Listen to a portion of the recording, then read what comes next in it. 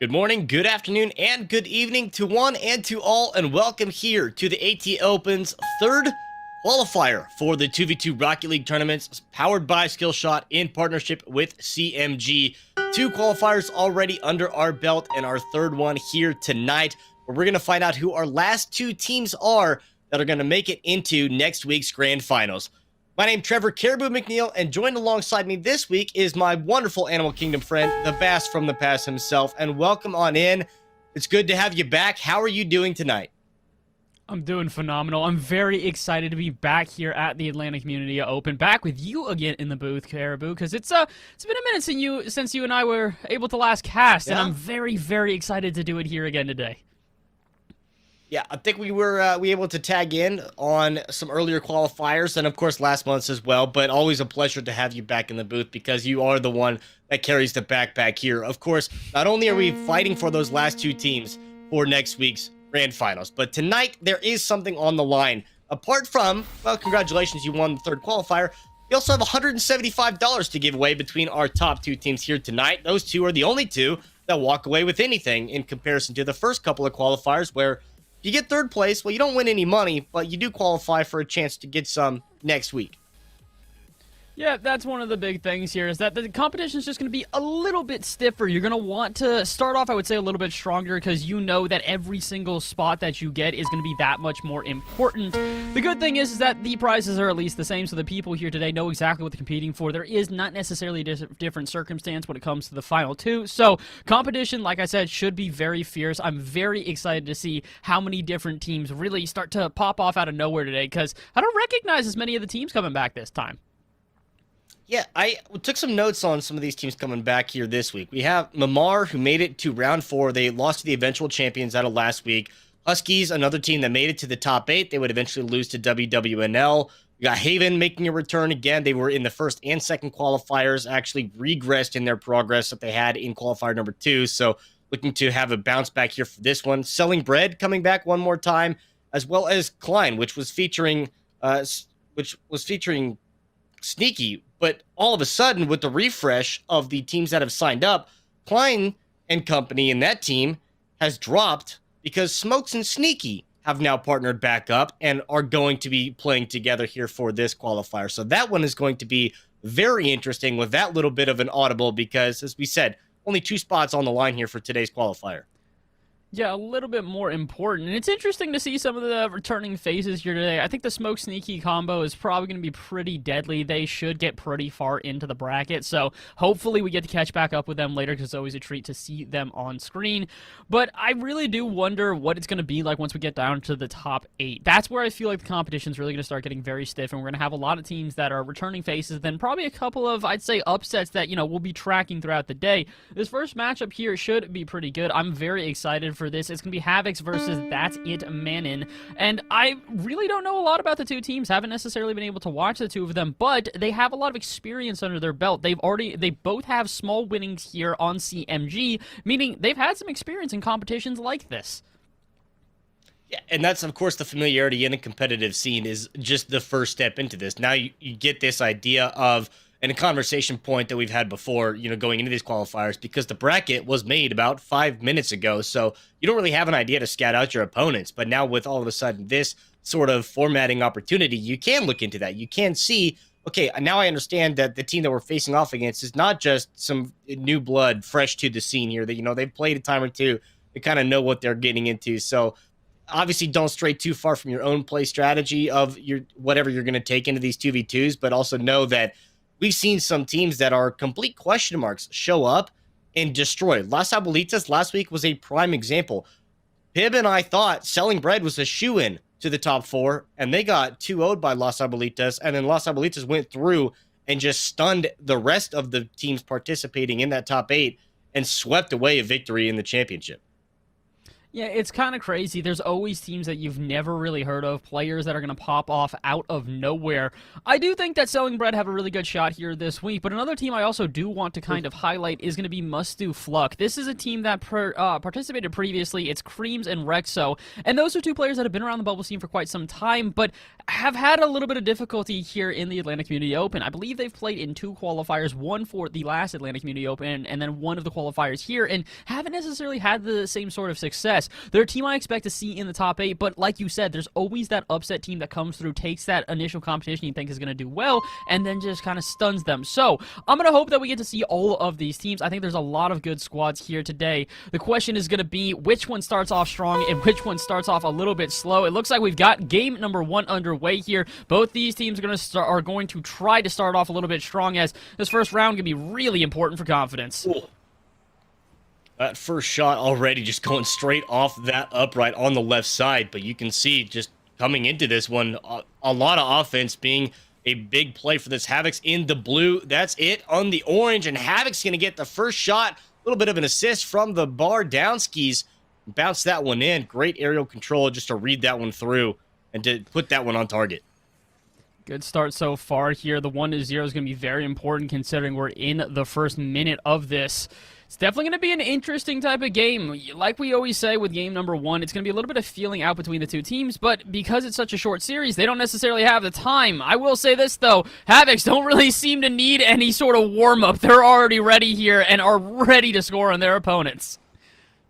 Just a nice little read off of the kickoff and then just get that, bump it up over the top and push it to the back of the net.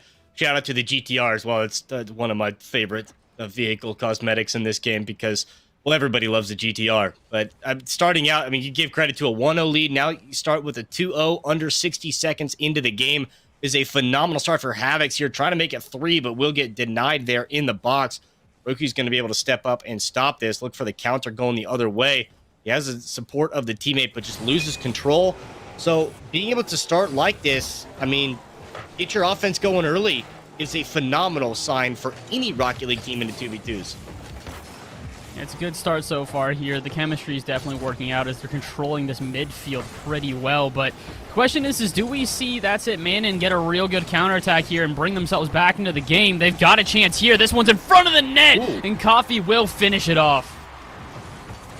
Being able to just win that one right there in the box, up close and personal. Roku, a little bit of a bump onto Havoc's brand as well, just to kind of keep him out of the question. Bryce couldn't recover to get back in front in time. So being able to get the defense out of position and take it down to a 1 goal 90 seconds in. And these two teams look like, you know, even with a little bit of a slow start from That's It Manon, they finally figured out what they need to do here. And looks like they want to go blow for blow with Havoc's Esports. Oh, yeah, 100%. They're looking to try and... Oh, well, they're trying to even it up. Bryce has other ideas, though. All of a sudden, 3-1 open net out of nowhere. Just getting that one just shy of midfield. And at that point, Bryce has to put it on target. That's it. Easier said than done, but is able to do so. So as soon as you get one from the orange side, they just get one right back. So kind of a little bit of a blow to the morale and confidence to That's It Manon. But this is, again, a best of 3 going through all the way to the grand finals of today's event. That will be a best of 5. So even if you do end up losing this one or dropping this one, regardless of where you're at in the bracket, you still get at least another game to try to bounce back. Yeah, you at least get another game, but unfortunately, it's kind of going from bad to worse here. With 3 minutes left and a 4-1 start, That's It Manon really need a heck of a comeback in game number 2. I will not say this first one is over, but Havocs, they're slowly running away with this one. Yeah, being able to just get that little deflection and keeping that one on target, you know, going the opposite direction as well, very difficult. But again, being able to build upon a lead. Kofi just a shot straight on is not going to be able to get anything. Bryce going to send that one right back downfield. And I like pretty much what Havoc's Esports have done here is that they've had a lot of possession and they kept the ball on the other side of the field for a good majority of this game. But they just have not really given anything up to That's It Manon apart from a couple of lone chances in the box. Beyond that, Havoc's has done a phenomenal job at possessing this ball. Yeah, they've done a great job at just making sure to cut off these angles before they arrive. That's It Manon have been in an offensive presence here for quite some time, but they just don't allow an easy shot. Again, interrupting right there. over and over again, Havocs just continue to pump this ball out of in front of their net and not allow a real shot. That's it, man. It might have something here, but they're going to play a little bit too far out at midfield, so Havocs is going to have an easy touch, and I think they might even have the follow-up. No, 50-50 does not go their way, so Bryce has to try and control this here in the corner. 2 minutes left. That's it, man, and definitely do have the chances here, and they definitely have the time, but they're really not taking enough shots on target here. They've had a couple of good chances, but oh my word, as Bryce goes the other way with a fake, it's looking bleaker and bleaker as time moves on. It certainly have slowed the pace of this game down. I mean, Havocs, they open up firing with 2 goals under 60 seconds, and then as soon as you give up one the other way, you answer it back. A little bit of time ticks by, you get another one, but now they don't have to press the issue. They don't have to push the envelope here because of the fact they have this 3-goal lead. They're able to get away with just slowing it down, maintain possession of the ball. This stagnant defense is doing phenomenal. That's just going to be a steal at midfield, take that one down all the way. Take it to the house, kid, and a 5-1 lead here now. This is game 1, all for Havocs. Yeah, this one's about said and done. Even though there are about 75 seconds left on the clock here, it's not going to make much of a difference. That's it, man, and have had so many opportunities to try and press this offense and just haven't taken enough shots. It's plain and simple here. When you have that much offensive presence, even if it's not the greatest shot on the planet, you need to at least take some on target and force the issue. Havocs Esports have played way too confidently in this game and have been way too comfortable the entire time. That's it, man, and need to press every single chance they get. They need to take the most of every opportunity, and again, another open net. That's it, man, and does not dive on that. Neither player decides to go, and they're just giving up many good chances. And that's one of the things that it seemed like it was a little bit of a better start there for That's It, man, and they're going to get one back here, so take it down to 3 goals at this point with just an open net, so they do capitalize on an opportunity. But the thing about it was, in the first 90 seconds, it really seemed like That's It, man, and was matching pace, matching tempo with Havocs, and they were able to kind of go blow for blow with them and maintain the same pace of offensive pressure. And then on both sides, as soon as Havoc slowed it down, well, That's It, man, and did the exact same thing. And that's the opposite of what they needed to do when they find themselves at a 2 or 3 goal deficit. They need to continue to press the issue, continue to increase the tempo of this game, and they wouldn't find themselves in this position. That shot on is going to be a little wide and deflected, but I mean, 9 shots to 7. They've got the offensive presence, but they just haven't got the finishing touches they need.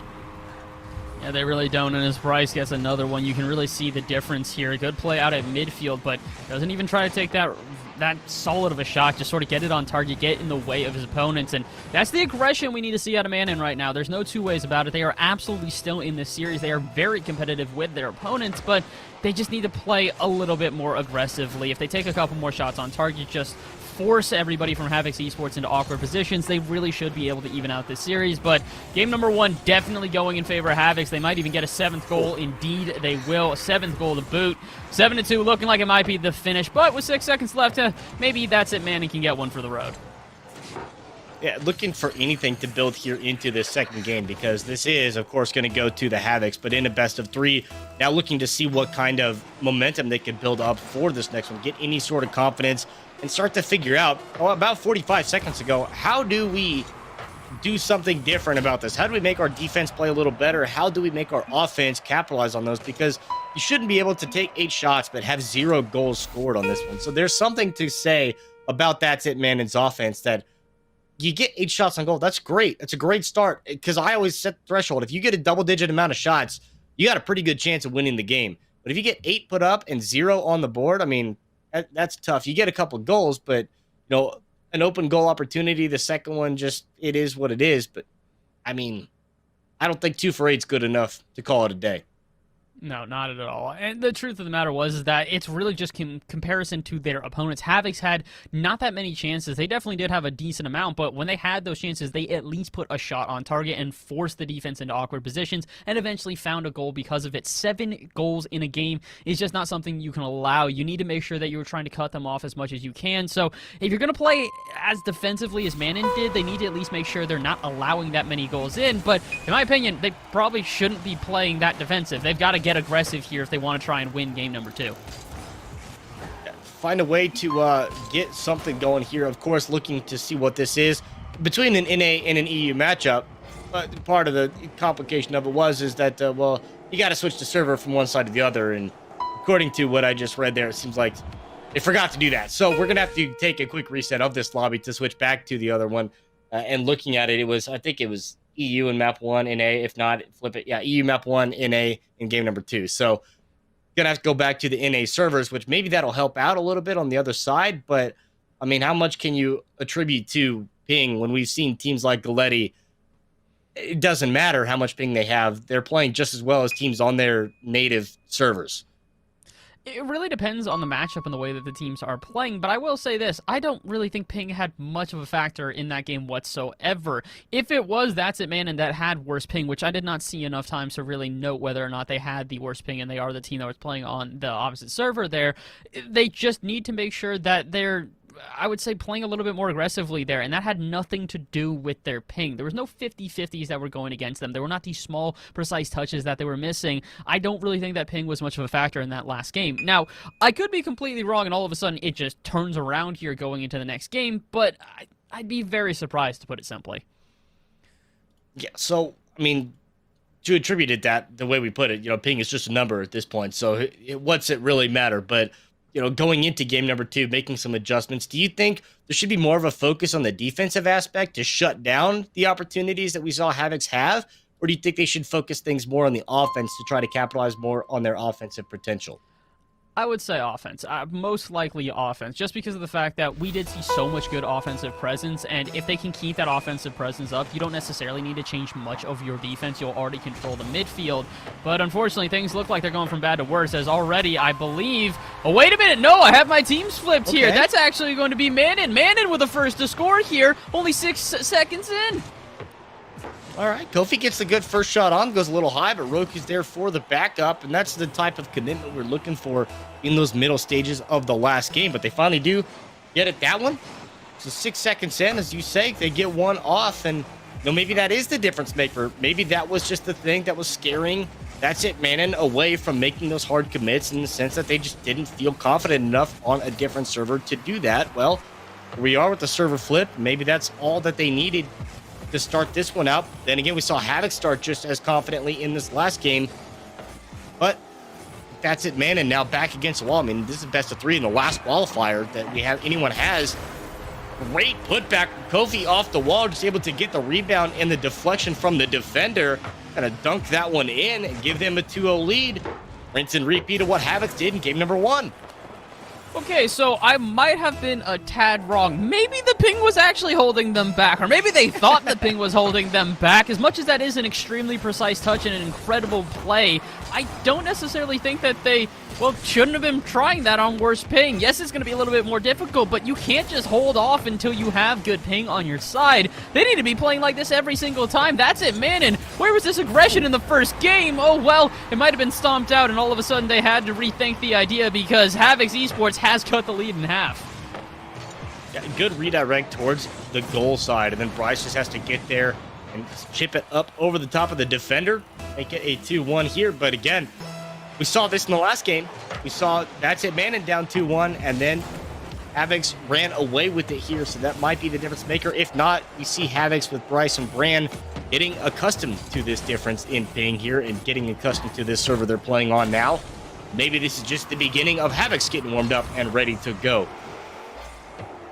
Could be. It could be them just starting to find their comfort here in game number 2, finding their confidence. And I do wonder if it's both teams starting to just sort of show us our best skill, as Havocs are playing pretty well as well. It's just both teams starting to find themselves a little bit more comfort on the pitch. They're starting to find their flow between the two players, and I'm starting to wonder whether or not That's It Manon really do have enough to hold on to a 1-goal lead. It's a great lead to start off, but with over 3 minutes left and another offense starting to build here from Havoc's Esports, that lead could quickly dissipate, as it looks like Bryce is going to try to go for a 50 now.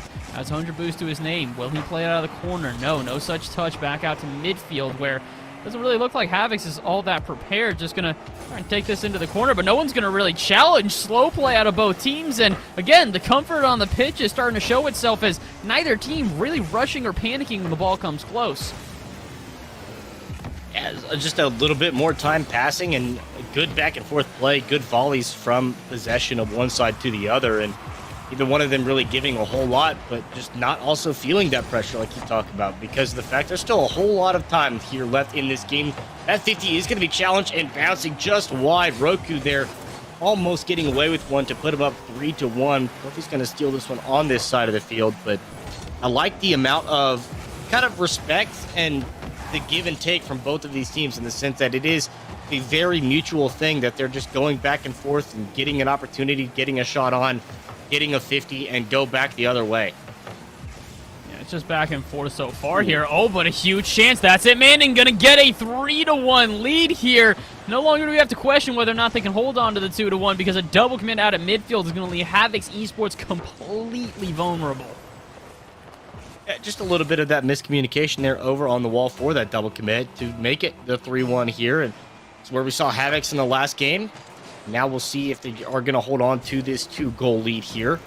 With 2 minutes to play. Ball's on the right side of the field here for Havoc's to try to find their answer back. They've done a pretty good job at trying to set up these midfield plays here. Try to get something to lay it up for your teammate to play it off the wall, play it off the pass, play it off the bounce. Find some angle of a shot. They just haven't been able to get those finishing touches like we saw them do in the last game. Similar to what we saw, that's it, Manon do in the last game, where they had decent setups, they had decent offensive pressure, but just never could get those finishing touches, couldn't get those accurate shots, or couldn't get around the defense. Yeah, it's a little bit of a flip to the script here so far. With 90 seconds left, there is still a chance for Havoc's to get into this one, but I have a feeling we might just be flipping servers one more time.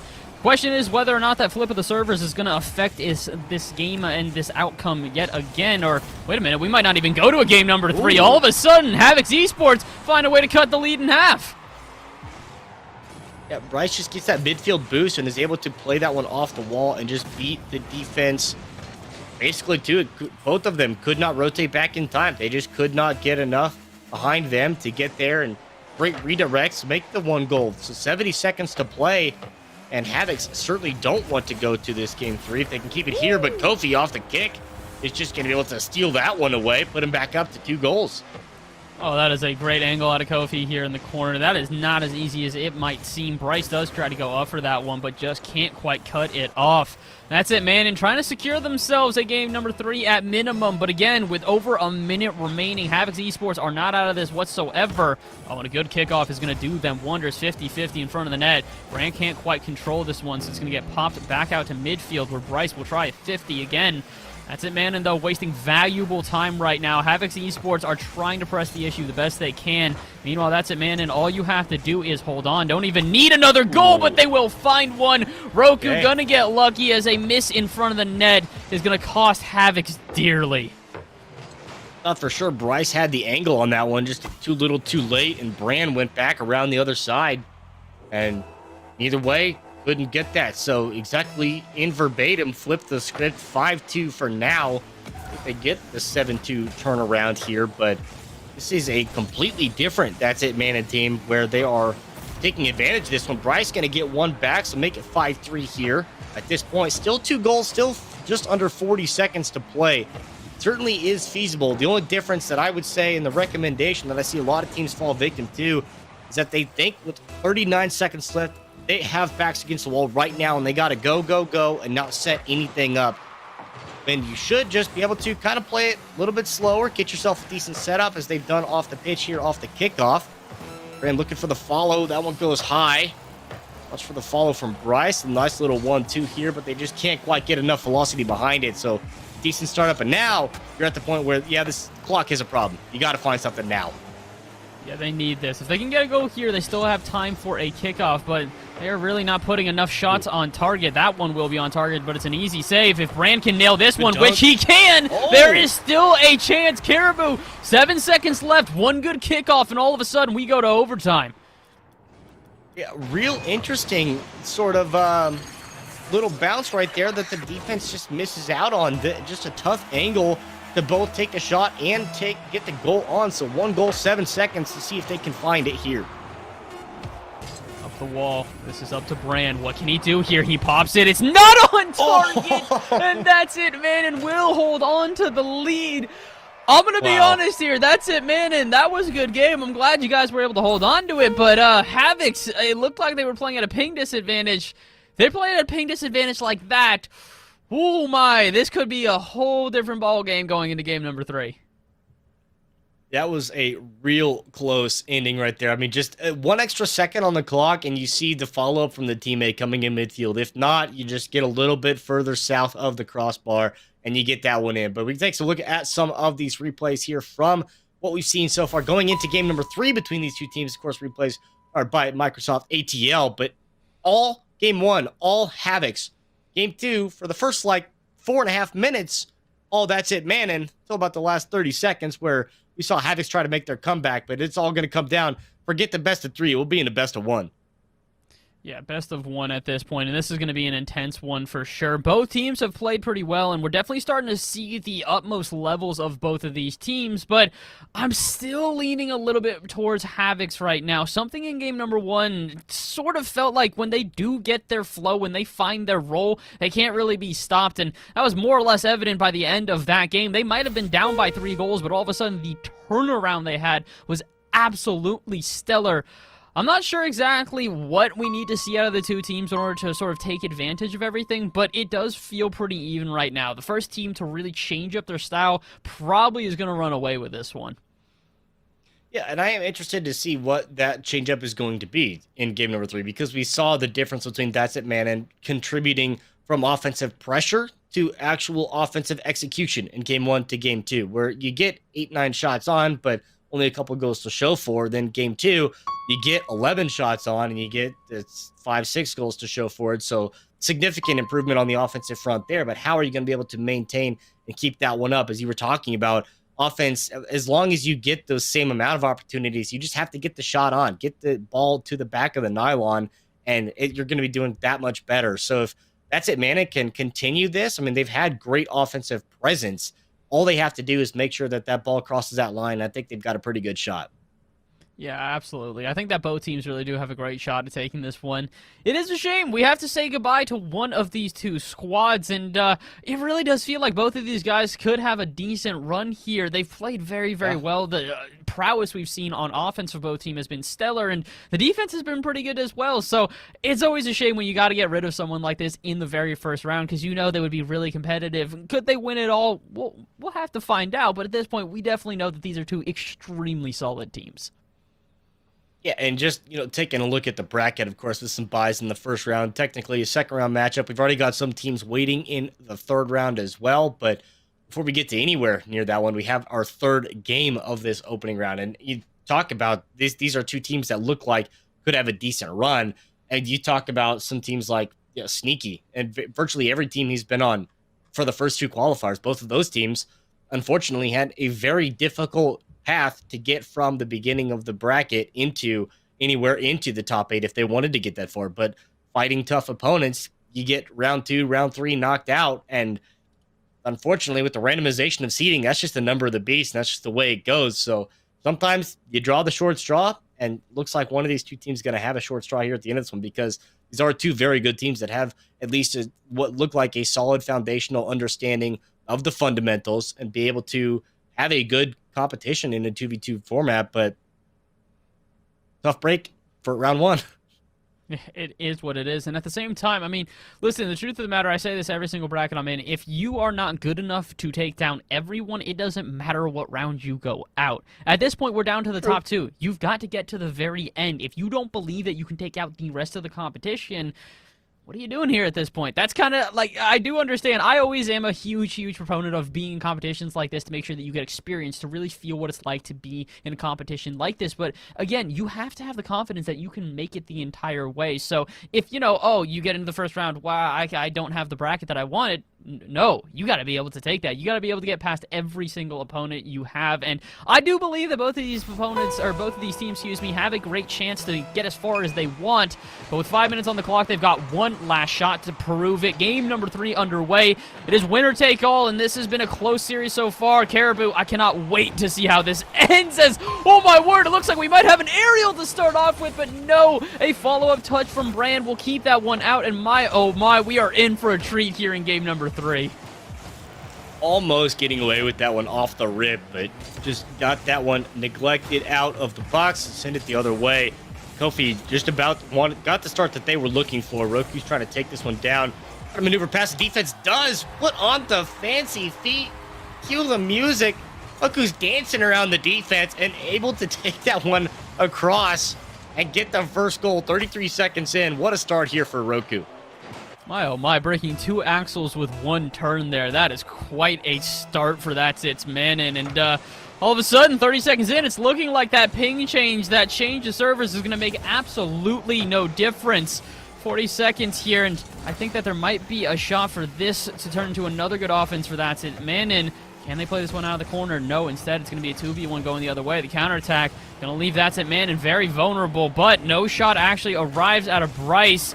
Back and forth, Havocs, again, they had an issue really getting shots on target in the last game. We're going to hope that maybe a bit of a break and a reset of servers can give them a better chance, but no, again, accuracy issues plaguing them as that one goes high. This is just unfortunate for Havocs Esports here. They had such good shots on target in the first game, but again, multiple shots here, not going to make it into the back of the net.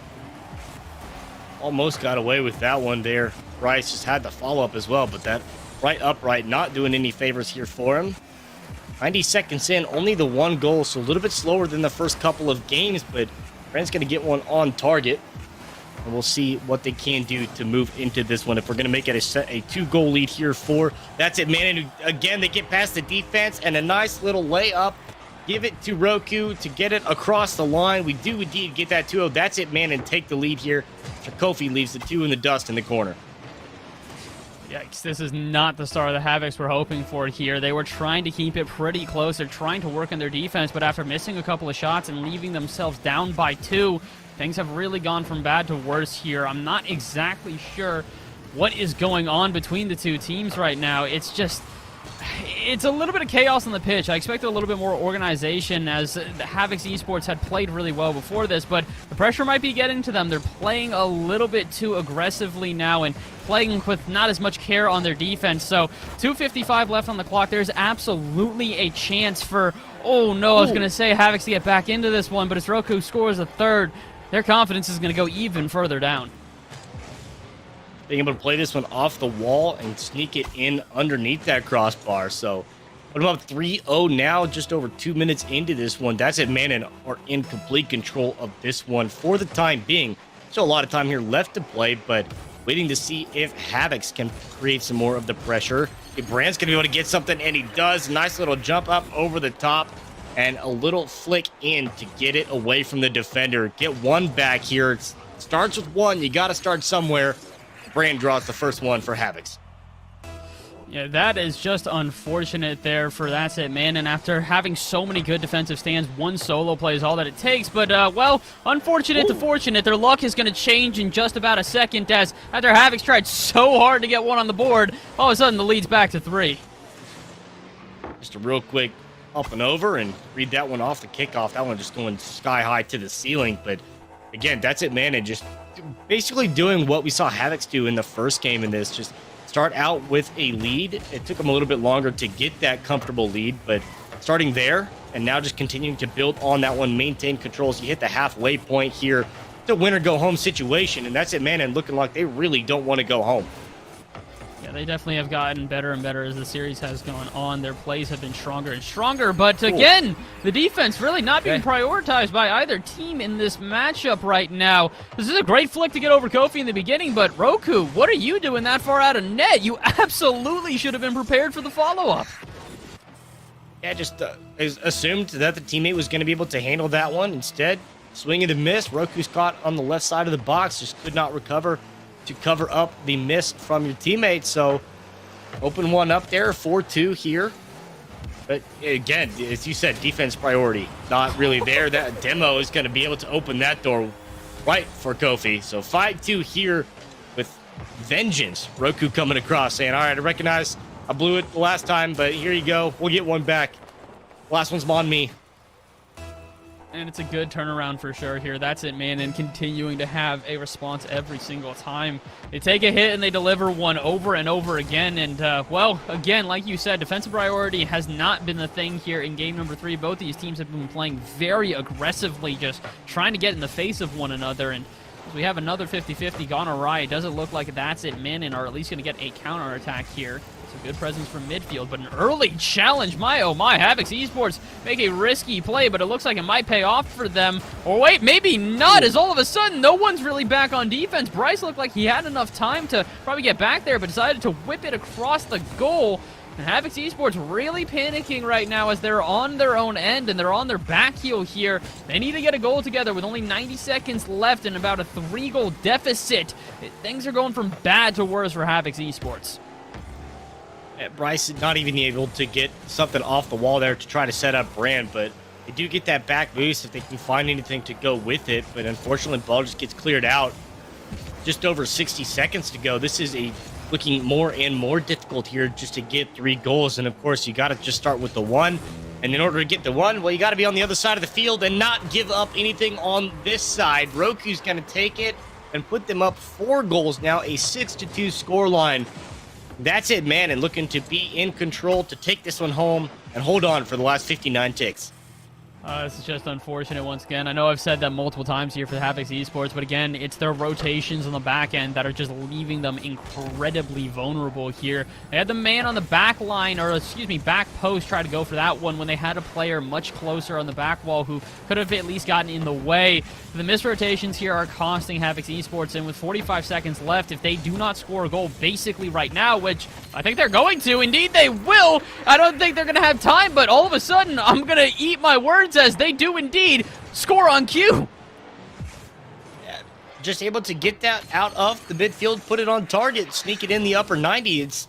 It ain't pretty. It's not exactly by design, but it works because it still counts. So 39 seconds, 3 goals down. I mean, still a very tall order here for Havix to be able to pull this off. But I mean, all of a sudden, with this amount of confidence that, hey, we just did it once, see if we can do it again. As I said, they've had great setups on the offensive front. They've had good centers, good passes. They just got to find those finishing touches. And they get another one. Again, a good center, good layup. Brand gave it to Bryce. Bryce gives it right back in the midfield. Now they're only down 2 with 22 to go. Uh-oh, this is starting to look like panic out of that's it, man. And they are not necessarily prioritizing defense. I know we've said that multiple times, but when you start rushing into the corner on repeat and don't even make a touch, that's really just leaving yourself very vulnerable. The good thing is Havix, they're really fighting against the clock right now. That's it, Manning can mess around as much as they want, but if Havix cannot get a shot on target, it will not matter. And clear like that might just secure the game. That's it, Mandan, I think, just bought themselves a pass to the next round, as all of a sudden they get even one more shot. It goes a little bit off target, but it will not make a difference. That's it, Mandan, going to take this one in 3. Very close contest, though, between the two teams. What a great start to this event, too. I mean, you couldn't ask for this because the first couple of qualifiers that we went through, very rarely do we see games go into that, or the series go into that game 3 situation. Now we're gifted with that here in our opening matchup to kick off qualifier number 3 between 2 phenomenal teams. I mean, a phenomenal showing from both of them here because it really came down to a game 2. Havix did tooth and nail, fought back to try to take that one there and then. Unfortunately, couldn't. So technically call it a reverse sweep the other way for That's It Manning. But we take a look at the highlights from game number 3 and how That's It Manning's offense. You said that's what they needed to do going into game number 2 for the difference. That's exactly what happened. Game 1, it was all of the offense from Havix. Game 2, game 3, That's It Manning figured it out. Yeah, absolutely. They really did have an incredible turnaround, and the unfortunate thing for Havix is they had a really good showing, but sort of just waited a bit too long to start to get things going here. They had some great shots at different moments, but it really always came down to these late-game offensive attacks and these sort of builds that didn't really lead to much. Yes, they'd get a couple of goals there, but again, when you let your opponent score that many goals, it is so difficult to try and get back. It's what happened to That's It Man in game number 1. It's what happened to Havix the next 2 games, so great games out of both teams, though. Really, really well played between the two of them. And, well, now we got to look at That's It Man and see how far they can make it in this bracket.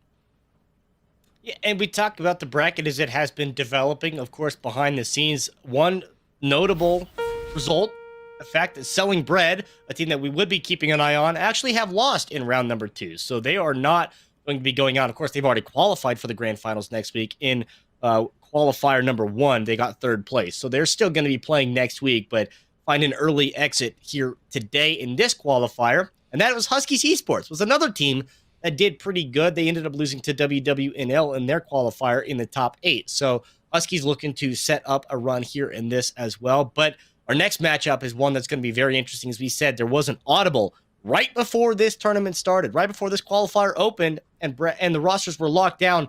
Smokes and Sneaky pairing up once again, and that is the next matchup that we're going to be able to see.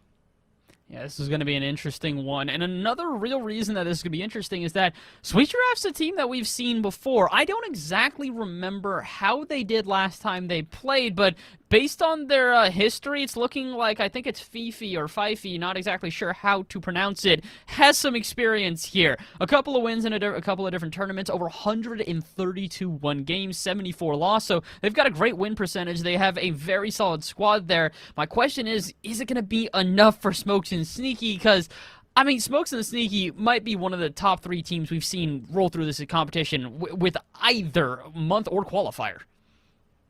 Yeah, and looking to see what they can do out of this one. Smokes and Sneaky, you give an immaculate amount of credit to, and understand that this is a team that, frankly, you don't want to come across in the bracket play unless it is in the grand finals, because this is a very solid team all around. And of course, looking to see what they can do in this one. If this is just a sweet spur of the moment, like, hey, you busy in about 5 minutes? No? All right, cool. Well, let's play. And well, here we are going to see what they can do going into this one, because this is a team in our last month's qualifiers and last month's event just absolutely dominated in their competition.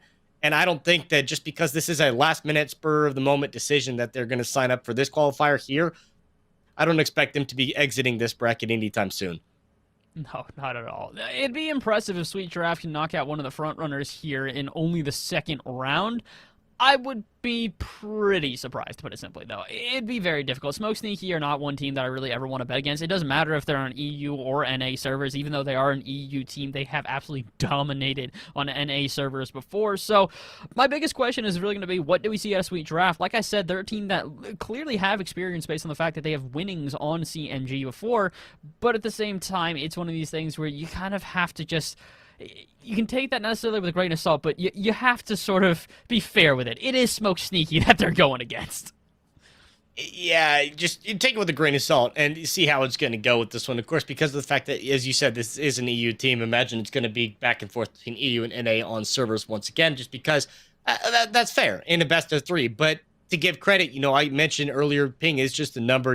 Some of these EU teams, it doesn't matter what server they're playing on. This is another one of those teams. I first and foremost mentioned Galletti because we see them more often. And that's another interesting factor of conversation to bring up, in the sense that we saw Smokes and Sneaky in our April qualifiers, I believe, and how dominant they were.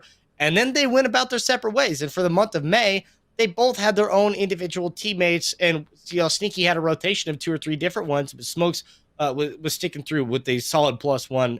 But going a month and a half off of not playing together, now coming back into this one, it's kind of interesting to see what they're going to do here to go to this one. But as we give so much credit to this team, they obviously have to get each other figured out. So we're going to take a very quick break, but when we come back, we're going to go and take a look at one of our front runners. Don't go anywhere. We'll be right back.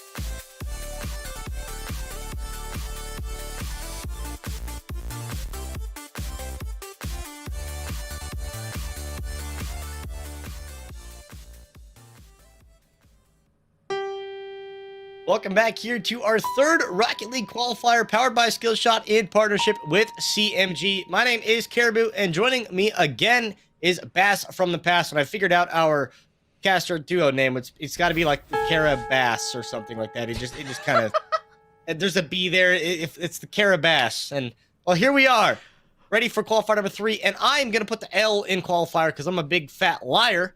And I said we were gonna watch Smokes and Sneaky. Well, nope. Not quite. It looks like we're going to be going with Immigrant versus, I think that's pronounced Heart? I'm not exactly sure. People really do love to throw numbers into names all the time, and it always throws us for a loop. But it doesn't really make much of a difference what they are called, because we're going to be looking at them as a duo and how they can perform on the pitch here today.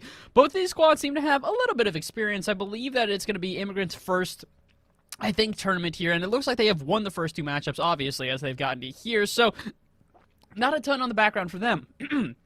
But for Heart, they actually don't necessarily have the greatest history. Xylo, their front runner, has actually gone 6-16 previously in competition, and while he has won some money in the past, that's not necessarily the greatest vote of confidence going into a matchup like that. You've got the young up-and-comers who have so far done really well today versus a team that doesn't necessarily have the greatest history when it comes to competition.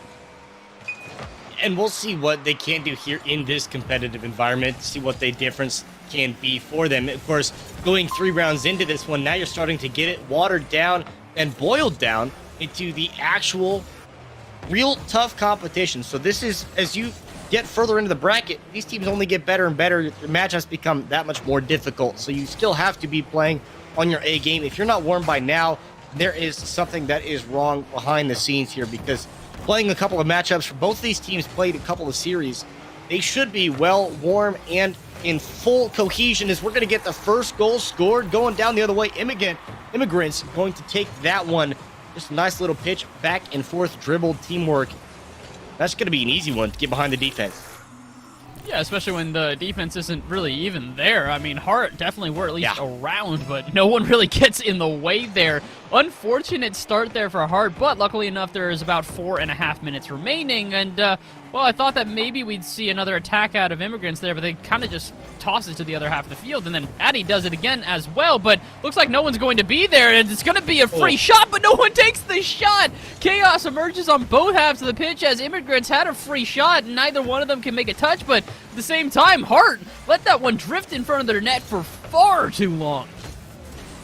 Yeah, real dangerous that they just left that one floating, and now see if they can get a putback. Addy's going to hit that one over there. They're going to get the second one. Kungan is going to get that put in, so they will take this 2-0 lead just over a minute into this. And it seems like Hart is just caught chasing on the defense. They're not really posted up in a preemptive defensive stance. They are just following and chasing the ball around. Immigrants taking advantage of that. Yeah, they're really playing very panicked, I would say. Most of the time when you see a good duo here in Rocket League, it's going to be down to how they play, well, as a duo. They have one player go for the ball, the one behind them backs them up in case something goes wrong. We're seeing a lot of double commitments out of Heart, and not necessarily a traditional double commit where they both go for the ball immediately, but where they're both kind of positioning themselves like that. The good thing is Immigrants don't seem to necessarily have a handle on their defense either, as that was not the touch Addy was looking for in the corner. Yeah, that ball just got pinched there in front of the box and went sent careening at it. Just unfortunate. I don't think really expected the ball to be there, and ended up laying that one up perfectly for Raiden to be able to get that shot on, get that goal scored. So they make it a 2-1 here, and call it circumstantial, call it situational, whatever you want to call it. Hart gets one back, but now they again leave the net wide open, and very fortunate that they don't get another goal scored on them here. Demo going to be on the back side, but to see what the Immigrant can do to come in, and they're going to be able to get that. They just get in behind the defense, beat everybody there, and get another goal, so make it a 3-1. Again, it's not necessarily a double commitment this time, but challenging in the corner like that is extremely risky when you know that your teammate has to respawn first. It's sort of a make or break type of play. It's not the worst thing we've seen so far at Heart, but again, they're just not necessarily focusing on defense to the degree that I would like, or at least not to the degree where I feel comfortable saying that they're going to be able to keep themselves in this series. Immigrants so far have had not a lot of pressure against them, aside from one sort of play gone awry that they didn't really try to have happen in the first first place. They've been in complete control of this game. As they go back on offense once again, I have a feeling this is just going to be another extended stay where they keep pressure, and oh boy, Raiden's trying to make sure that is a guarantee as they miss that ball out at midfield. And we'll get a second chance here now for a 1v1. The flick, though, it's going to find its way right over. And all of a sudden, Heart going to make me eat my words as they bring themselves back into this one, only a goal down. That was completely calculated by Raiden. Totally meant to miss that one at midfield the first time around. Just loop back around, get that midfield boost, and then dribble that in. Totally meant to do that. Just don't ask any questions, smile and nod. Sure, but Trust get it the process. down to a 3-2 here. And this is, like I said, call it situational, circumstantial, whatever. They get their goals. Somehow that one does not go across. We finally do get that extra quarter inch across the line, but that one left dangerously bouncing again. And the defense from Heart, they just can't seem to find an answer here for Immigrant. Yeah, not only that, but that time was straight up a double commitment. Something we had said that they had been doing in the past, but sort of positioning-wise. No, that time they just both went for the ball at the same time, and no one was left in net. If they had someone, still in net, they can make saves like that. Xylo makes a fantastic save there, but unfortunately, not that much boost in the tank and is hesitant to try and launch counterattack. They had been just a bit quicker there. They might have been able to get themselves a goal and cut the lead in half yet again, but unfortunately, they come up empty-handed, and the Immigrants, one more time, continue to just ooze confidence here as they get another open net, the demo in the corner, and then for some reason, Heart sends their second player, and oh boy, things going from bad to worse for Heart here. Yeah, just tried to go out for the commit over there in the corner for the challenge, but just too far out of position, too close to the wall anyways, and yeah, the defense, unfortunately, just caught in shambles. You said playing panicked, and just still caught chasing and following the ball everywhere. They just really aren't getting into that good rhythm. And that's why I talked about coming into this game. This is your second or third series being played in this bracket. Should be at a point now where the comms are clear enough that you can. But there's also teams that they just have that way to get under your skin and just find a way to break down your teamwork and be able to break down your gameplay completely. And that's similarly what Immigrants have done here, is because there has not been any fluent defense coming from Heart's side. They've gotten a couple of goals out of complete wayside, but their defense, again, where? Nowhere is the answer, unfortunately, as no one is back for this one, and I 100% agree. Immigrants right now are kind of letting Heart just play into their hands. They are not worried about trying to get this offensive pressure. They know once they start an offense, they most likely are going to be able to do something special with it, so they kind of just let Heart hammer it towards them, and then Heart also just gives away the ball out of midfield there. Kungan was nowhere near that ball, definitely did not have the time to beat one of the other players on Heart had they gone for it, but it's just this weird sort of mix from Heart where they don't know if they want to play aggressively and they don't know if they want to play defensively. On offense, they're extremely hesitant, and on defense, they're way too aggressive. And again, another chance like that, a miss on the backboard, then a dive into the corner, and Xylo does eventually get this one out, but it's after he's wasted almost all of his boost and there's no one to follow it up. It's Heart with this little bit of in-between. They can't find the middle ground between aggressive and passive, and it's really just sort of leaving them behind in this game. And now it's coming to a point where what can they do going into this second one? I mean, obviously this one's going to be chalked up in the loss column for Heart, but they got to find an answer here. How can we button down the hatches and try to clean up the defensive side? Because there is a point of conversation to have here, because you look, both of Immigrants' players right now are in the box. So they are putting a lot in on their offensive attack here. So at any given moment, you can find an escape, find an angle out. There is absolutely plenty of potential for a very fast counterattack from Heart. But they just got to be able to make sure they can clean up enough on the defense where they don't find themselves down 4 goals going into the later stages of the game. There's plenty of time and plenty of ways that Heart can come back into this next series. They just got to get the transition out of their defensive zone. Yeah, 100%. I think that the biggest thing for them is going to be able to just find some confidence and really find an ability to work as a duo. They do have good defense when they are in the right position. We saw a couple of really good saves at Xylo during that game. They just weren't often in position. They didn't necessarily trust each other to the correct degree on defense, where someone would be in the corner and they go, well, I don't think you've got this handled, so let me do it myself. I like to call it the hero mentality, and it's something that players in Rocket League have to fight against constantly, because you always want to be the one to touch the ball. You want to be be the one to score. You want to be the one to, save your team, be the hero for your team. But the reality is that's just a detriment to your team. You want to be the guy that everybody else can rely on to be a good second man, a good third man, that player who can just make sure to be in the right place at the right time. When you've got two heroes on the team, well, they're going to always butt heads because, well, not everyone can be Superman. Right. There can only be one sometimes, and unfortunately with defense, we saw, just take notes from the defensive side from the blue team. I mean, Kungan, I don't know how many times when the ball does get down in the zone, you just see the car parked in the net, just waiting and watching, because you can have enough faith in your teammate that they are going to be able to move and cover whatever attack's going to be coming from. And if not, then you can go and start your rotation to put your teammate back in the box while you go challenge, because you still have all the boost from just being stationary in the net. And it's just a way to be able to cover yourself. And in 2s versus 3s, it's, obviously a completely different mechanism, because of the sense that 3s, you always have a little bit of reliability that someone is coming back. So maybe that's the difference maker conversation. The Heart is a couple of players that play 3s all the time, and they just kind of forget, oh yeah, there's no one else, it's just us.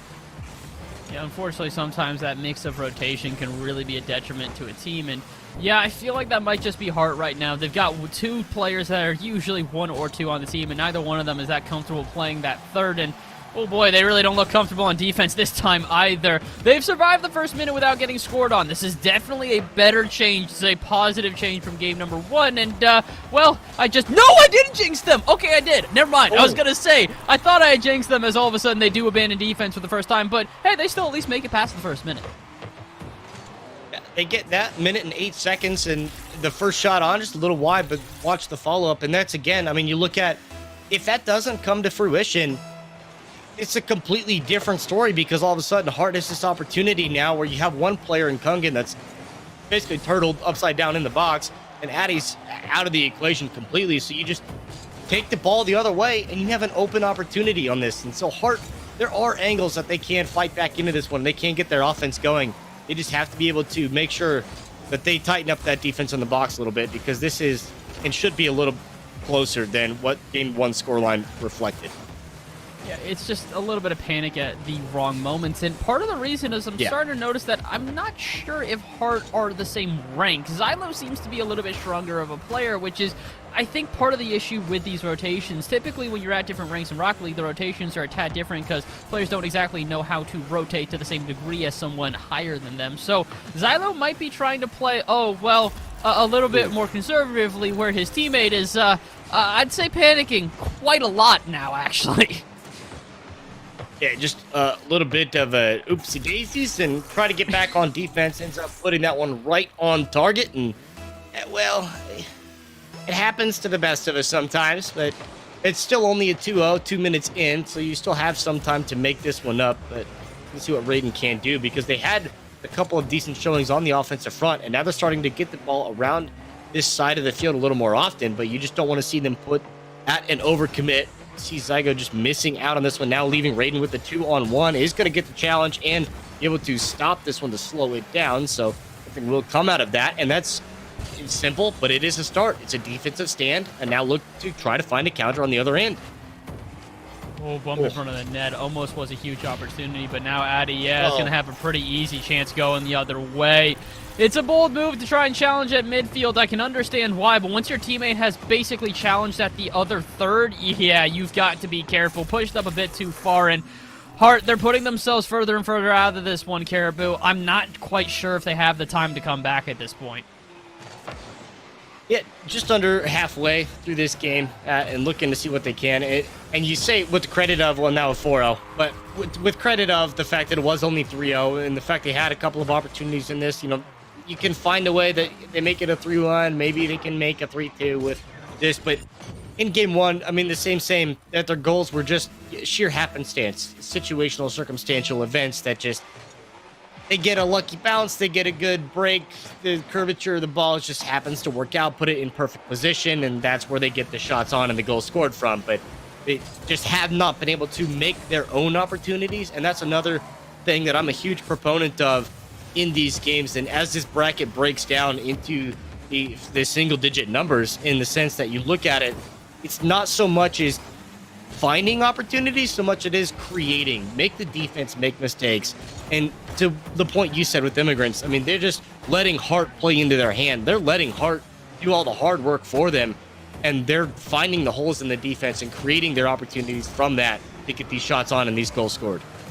Yeah, that's usually how it goes. There's one of two ways. Like you said, in a really tough matchup where it's going back and forth, you no longer really have the option to rely on your opponents to make mistakes and then have those opportunities arrive. You kind of have to create them for yourselves. And, well, this matchup is not one of those scenarios. In this one, it very much is. Immigrants just kind of have to wait for Hart to make one mistake, and then they will have an opportunity. And speaking of which, they're rushing back here. Neither one of the players can really get a touch in the corner. And as a result, it's going to be another goal for Immigrants here. 5-0 with about a minute 15 left, and I think that's going to be GG's. Looks like Hart have tapped out of this one, no pun intended. As we, I mean, this really was the expected result here. After game number 1 where Immigrants were mostly in control, for them to have an even better game number 2, excuse me, not that surprising. Yeah, and just the way that they were able to really close that one out. I mean, with a 5-0, that is just the nail in the coffin right there for them. And yeah, Hart's just going to have to take that one with a little bit of grace and find their way out. But of course, this is, getting down into this. The teams are getting tougher and tougher to beat. The competition's getting that much better. And of course, there are only 2 slots on the line for next week's grand final. So you have to make the finals today if you want to play again next week. And that's all there is to it. We talk about Selling Bread, who's already qualified. Well, they've been knocked out early on in this bracket. You look at, Haven, who've continued to play and continue to try to get this. They were almost there a couple of times. Huskies Esports, same, but different. Smokes and Sneaky pairing up this time around. Certainly a team that you're going to have to keep an eye on because they've already qualified into the next round. We started out, we were going to go spectate them playing against Giraffes, but they've already won that series and moved on. So you can imagine that series got over faster than what we just saw. That had to have been a handy 2-0 for Smokes and Sneaky. So there's still a lot on the line here, but I think at this point, it's a lot of teams gunning for who is that last team going to be in. Because I feel like right now, I would be confident to say Smokes and Sneaky probably going to get one of those two places. Yeah, I really wouldn't be surprised. I will say this, if you were any of the competition in this week, you were rooting for Selling Bread back in round number 1. You'd hope those guys get to the final, because then at that point, it basically just kind of goes to whoever gets third at that point, because, well, they've already gotten a spot. They can't take 2 of them. So now that we're getting down to the point where there aren't really returning favorites, there aren't players that have already qualified for the $500 finale, it's kind of going to come down to whoever can get into the final, like you said. And there are definitely a couple of front runners here, but I never want to put my money down on the front runners just because of the fact that you never really know when the seeds are randomized like this. There could be a hidden gem somewhere in the bracket. Yeah, and you never know about that. Of course, we could take a look at what we just saw here from our team moving on. Of course, watching some of these replays powered by Microsoft ATL, it was just all offense all the way for Addy. And I mean, they were able to find the opportunities. Kungan did a good job on the defensive stance. They had a phenomenal team play to go back and forth and get themselves a nice little 1-2 pitch. And just, as you said, all they had to do was kind of really wait for the defense to break down and find the opportunity. And that we saw a lot of commits in the corners, try to find a way where they can stop in this, but a couple of demos helped them out as well. This really was just a lot of kind of sit around, wait, and eventually the goals will come. Yeah, and that's just kind of how it goes when you do have a team that you're realizing you're going to outclass. At a certain point, you don't necessarily have to try and force the issue. The issue will come to you, and eventually you're going to figure out a good counterattack. You're going to figure out a way to try and make that defense break down enough that you have a clean shot on target, and that's what happened here on repeat. It's just, unfortunately, as much as I don't like saying that this was just 2 different sides of the coin, that really was what this was. At the end of the day, we had one team that was very prepared in Immigrants and Hart, who just didn't necessarily have that chemistry necessary. Like I said, it was very clear by the end of that Raiden was not necessarily as experienced as Xylo, and it caused a lot of confusion for the duo. Yeah, just unfortunately, they couldn't find what they needed to there in that matchup. So Immigrants move on into their next round, which will be into the quarterfinals, actually, which will be top 8. We've already got 1, 2, 3, 4, 5. They make the 5th team that have moved forward into that spot. Lamar Esports, another one of those teams that I mentioned, they have almost gotten there. They got it to top 4, or they got to round 4. They would lose to the eventual champions and Los Abuelitas for last week's qualifier. So another team trying to bounce back and find their answer back into the top 8 again. Of course, on the other side of the bracket is where Smokes and Sneaky is. And another team that you mentioned earlier on today, Must You Flick. must you fluck, I guess. Is that the past tense? The must you flick? Sure. Sure. I don't know. It. But they're still in it too. They've also made top 8. Yeah, and then we've got the two teams battling it out as we have coming up right now. Pretty Nightingale 3-3-1-1 versus That's It Man. And That's It Man are back. This is their time for them to prove themselves and really show that they're not just a team that can take down round 1 squads, but they can get deep into the bracket and still keep taking wins. And I think that they can. This is a really good squad that has shown a lot of prowess here, but it's going to be interesting to see what they do against, well, quote, tougher competition. We don't exactly know because round number 1, you never know what you're getting with seeding. Right. It just comes down to, how are they going to be able to perform and adapt on the fly. Winner of this game is going to go on to face the team that we just spectated to move on in the Immigrants RC team. So, of course, we already know what to expect on the other side after this matchup. But, of course, we have seen already Roku and Kofi play, see what they can do against their opponents on the other side in blue. Because of the fact that we know their offense works pretty good here and there, but That's It Man and had a hell of a series than the first one that we spectated on. So certainly expect this to be just as good. Yeah, this is going to be two very strong teams. And, oh boy, it's looking like Pretty Nightingale. They're not necessarily as perfect on their defense here. They've had some good touches on offense so far. And, well, I guess I maybe shouldn't say that they're perfect on either side here, as there's a couple of misses on both ends. Roku, though, going to be the one to walk away with this. Going to try and get some sort of dribble together, but with only 5 boosts, there's not much they can do. Kofi, though, going to have a good 50-50, but the follow-up shot is not powerful enough. Roku does have the first real chance of this game, but unfortunately just kind of getting crossed over each other. Both Kofi and Roku wanted the shot. Yeah, unfortunate because that was a good opportunity there to get around the defense, but couldn't find their way. All get sent to the corner. We'll see what Johan can do here. Gets the touch on. It's actually on target, so that'll sneak in the right upright. See the defender flying across around midfield. That's Kofi, just unfortunately put enough on it that'll keep it on target.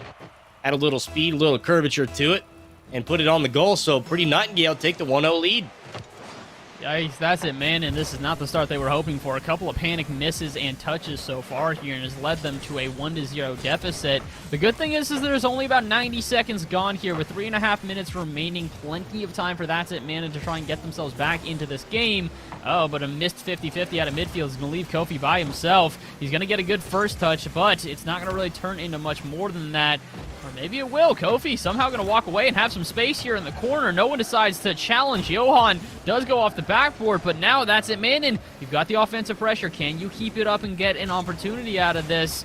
No, it doesn't really look like it. Some awkward challenges at midfield, and Pretty Nightingale going to take this one the other way. That's It Man, and really looking extraordinarily awkward here in game number 1.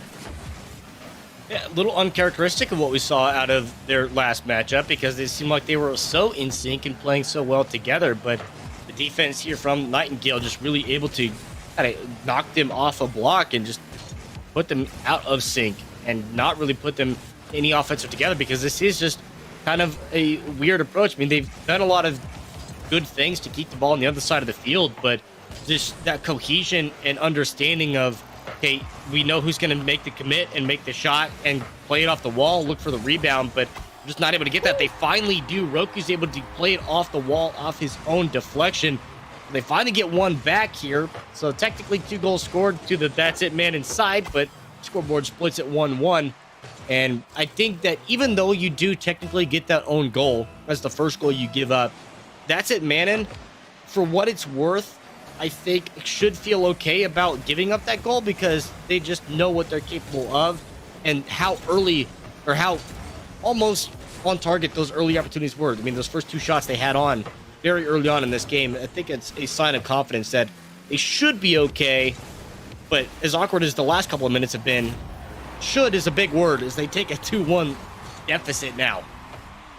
Yeah, one of the things we do have to remember is that That's It Man did lose their first game of the first series that they played, so they're not necessarily a team that's going to start off extremely hot. That being said, some of the, we'll call it mistakes they're making here in game number 1 are definitely not mistakes we were seeing in game number 1 of the last series. We had mentioned how they had played way too hesitant, how they had this little in-between between aggressive and passive that they couldn't find. They didn't really ride the line correctly. In this one, they're playing very aggressive, they're just both playing aggressive, and as a result, neither one of them know knows when to back off and play that second role. I just don't necessarily think that they're in a sync as they were before, and in addition to that, they're just missing touches. So that's it, man, and looking like they might have a slow start here, but it's not going to make much of a difference because last time the team they were playing against in Havocs were up 7-2, so game number 1 was basically a write-off. Here in game number 1 of this series, they're only down by 1 with 80 seconds remaining. All they need is one good attack. And they are completely capable of doing just that. We'll see what they can do on this one, trying to find something quick. Kofi towards the middle. See if Roku's going to be able to get a putback. Johan's going to deflect that. That challenge will be sent into the corner, staying on this side of the field. Kofi's going to be a little bit out of whack on that one. So that'll just be left in the field. 60 seconds to go, still down that goal, and that goal is now that own goal difference maker here for this one. But I mean, you talk about that 7-2 difference of that first game. This one, a lot of those awkward weird touches. Both of these teams going to be playing on the EU server, so it's not like there's going to be an immaculate ping difference between playing NA to EU. They'll both be on EU servers, but this is still something that looks just very unorthodox here for That's It Manon's team. And Nightingale is just taking advantage of the failures of That's It Manon, almost getting a third one there, but that will be pushed aside. Roku's going to be the hero of the day for that one. My oh my, though, That's It Manon really letting as many chances as they can go to Pretty Nightingale there, as they were on their own half for a very extended period of time, and as there's 10 seconds left, they really couldn't afford to do so here, as they're going to try their best to get one more opportunity. 100 boost to his name. Can Roku keep this one up at minimum? No, he cannot. Does not make the touch, and That's It Manon really going to feel the effects of that own goal now. That was not what they were looking for in game number 1. But again, this is a sleeper team. They take a minute to get warmed up, but once they do, my oh my, are they scary. And that's one of those things that you talk about in the bracket play, because of course, with the seedings being completely randomized, it is that first game where it's kind of that warm-up where you have to kind of understand what the other team's trying to do, but then it is a test of how fast and how well can you adapt into your opponent's playstyle. How much adjustment can you make on the fly to be able to answer back what the opponents are trying to do? And from my perspective, I don't want to be a team that takes an entire game to find an answer back. You want your answer in the first 60 to 90 seconds to get that understanding of, okay, this is what they want. How are we going to counter this? How are we going to do anything against this team? And you should have that answer relatively quickly, but instead find themselves down a game here going into game number 2. That's it, man. And last time we saw them in this position, they were able to answer back with a game 2, game 3 victory. But can they clean up a lot of those very odd and fundamental mistakes from game 1?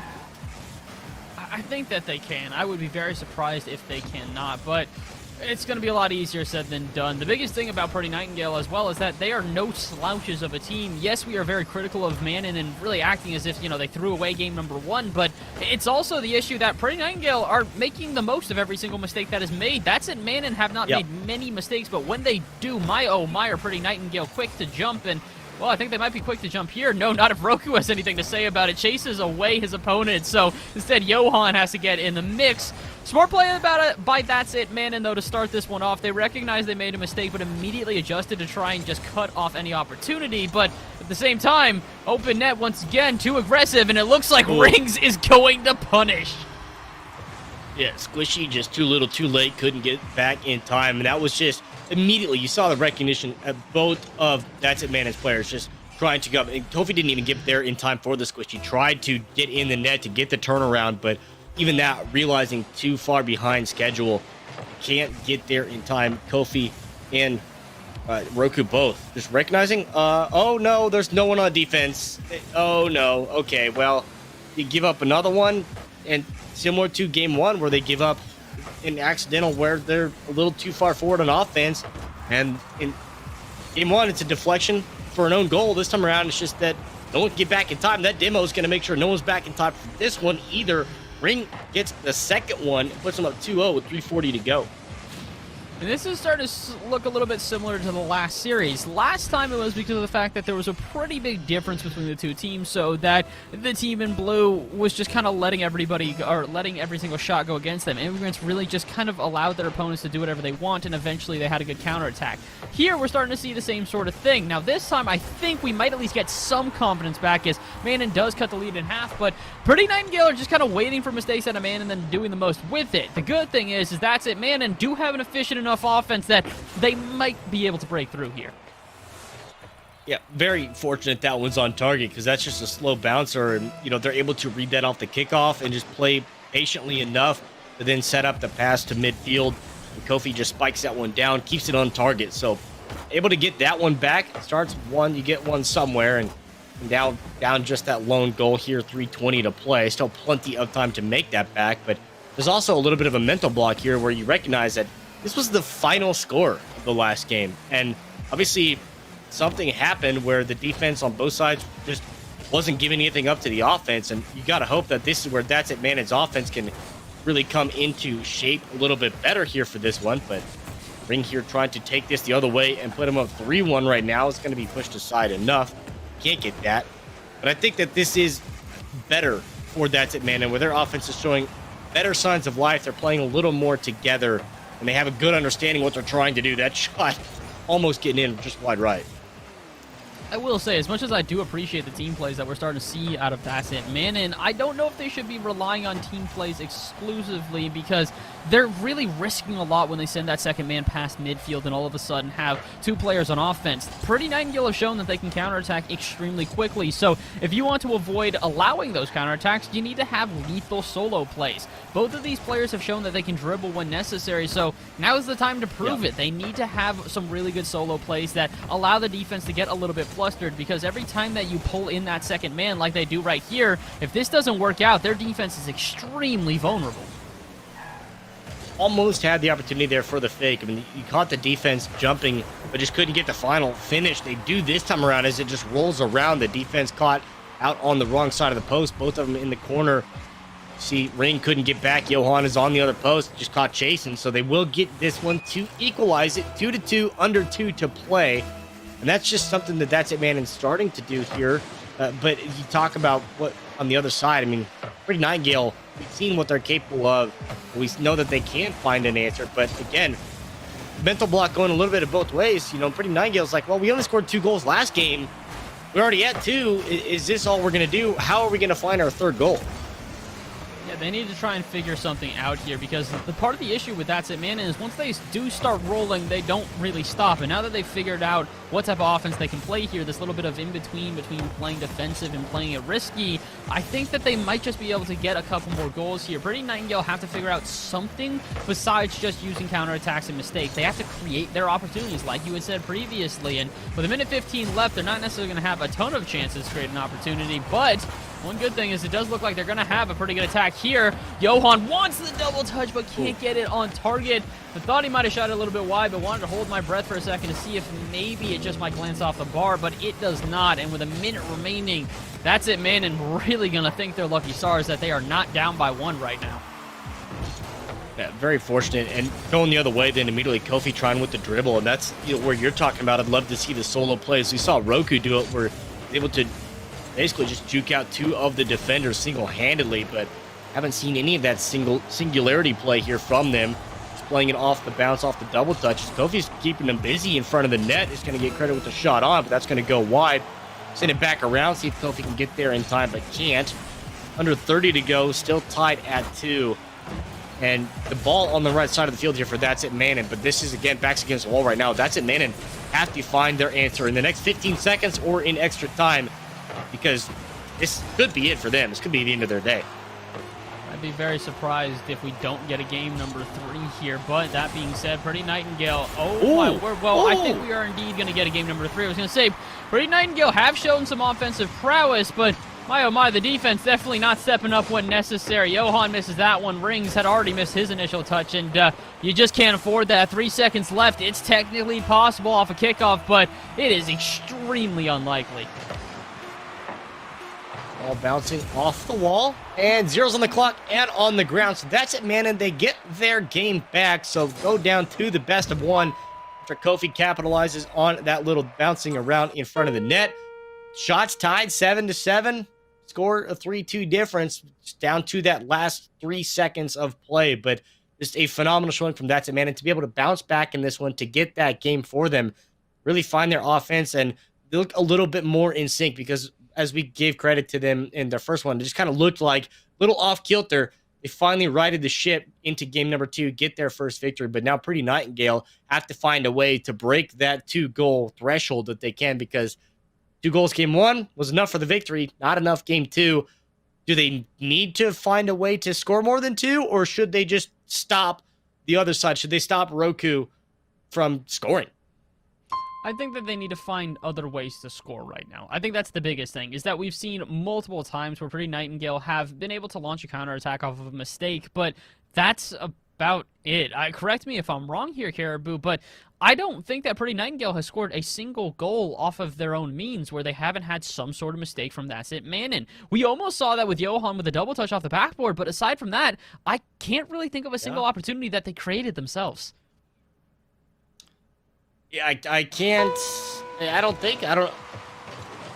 think you're on the money with that one. I think it's been a lot of just off of what That's It Manon have had their defensive slip-ups for. So maybe that's something that, we kind of see like out of our last matchup that we saw. Just kind of sit around and wait for the defense to make a mistake, and that's how we're going to see Pretty Nightingale break that threshold and get 3+ goals scored for them. But we'll see if Roku and Kofi can get themselves an early opportunity like they did in the last game. And couldn't capitalize on them, but they certainly had them there. Now with the offensive pressure starting out, they're on the right side of the field for it. They get the back boost as well. Nice little bump on the backside of the field. So they're starting out pretty well here.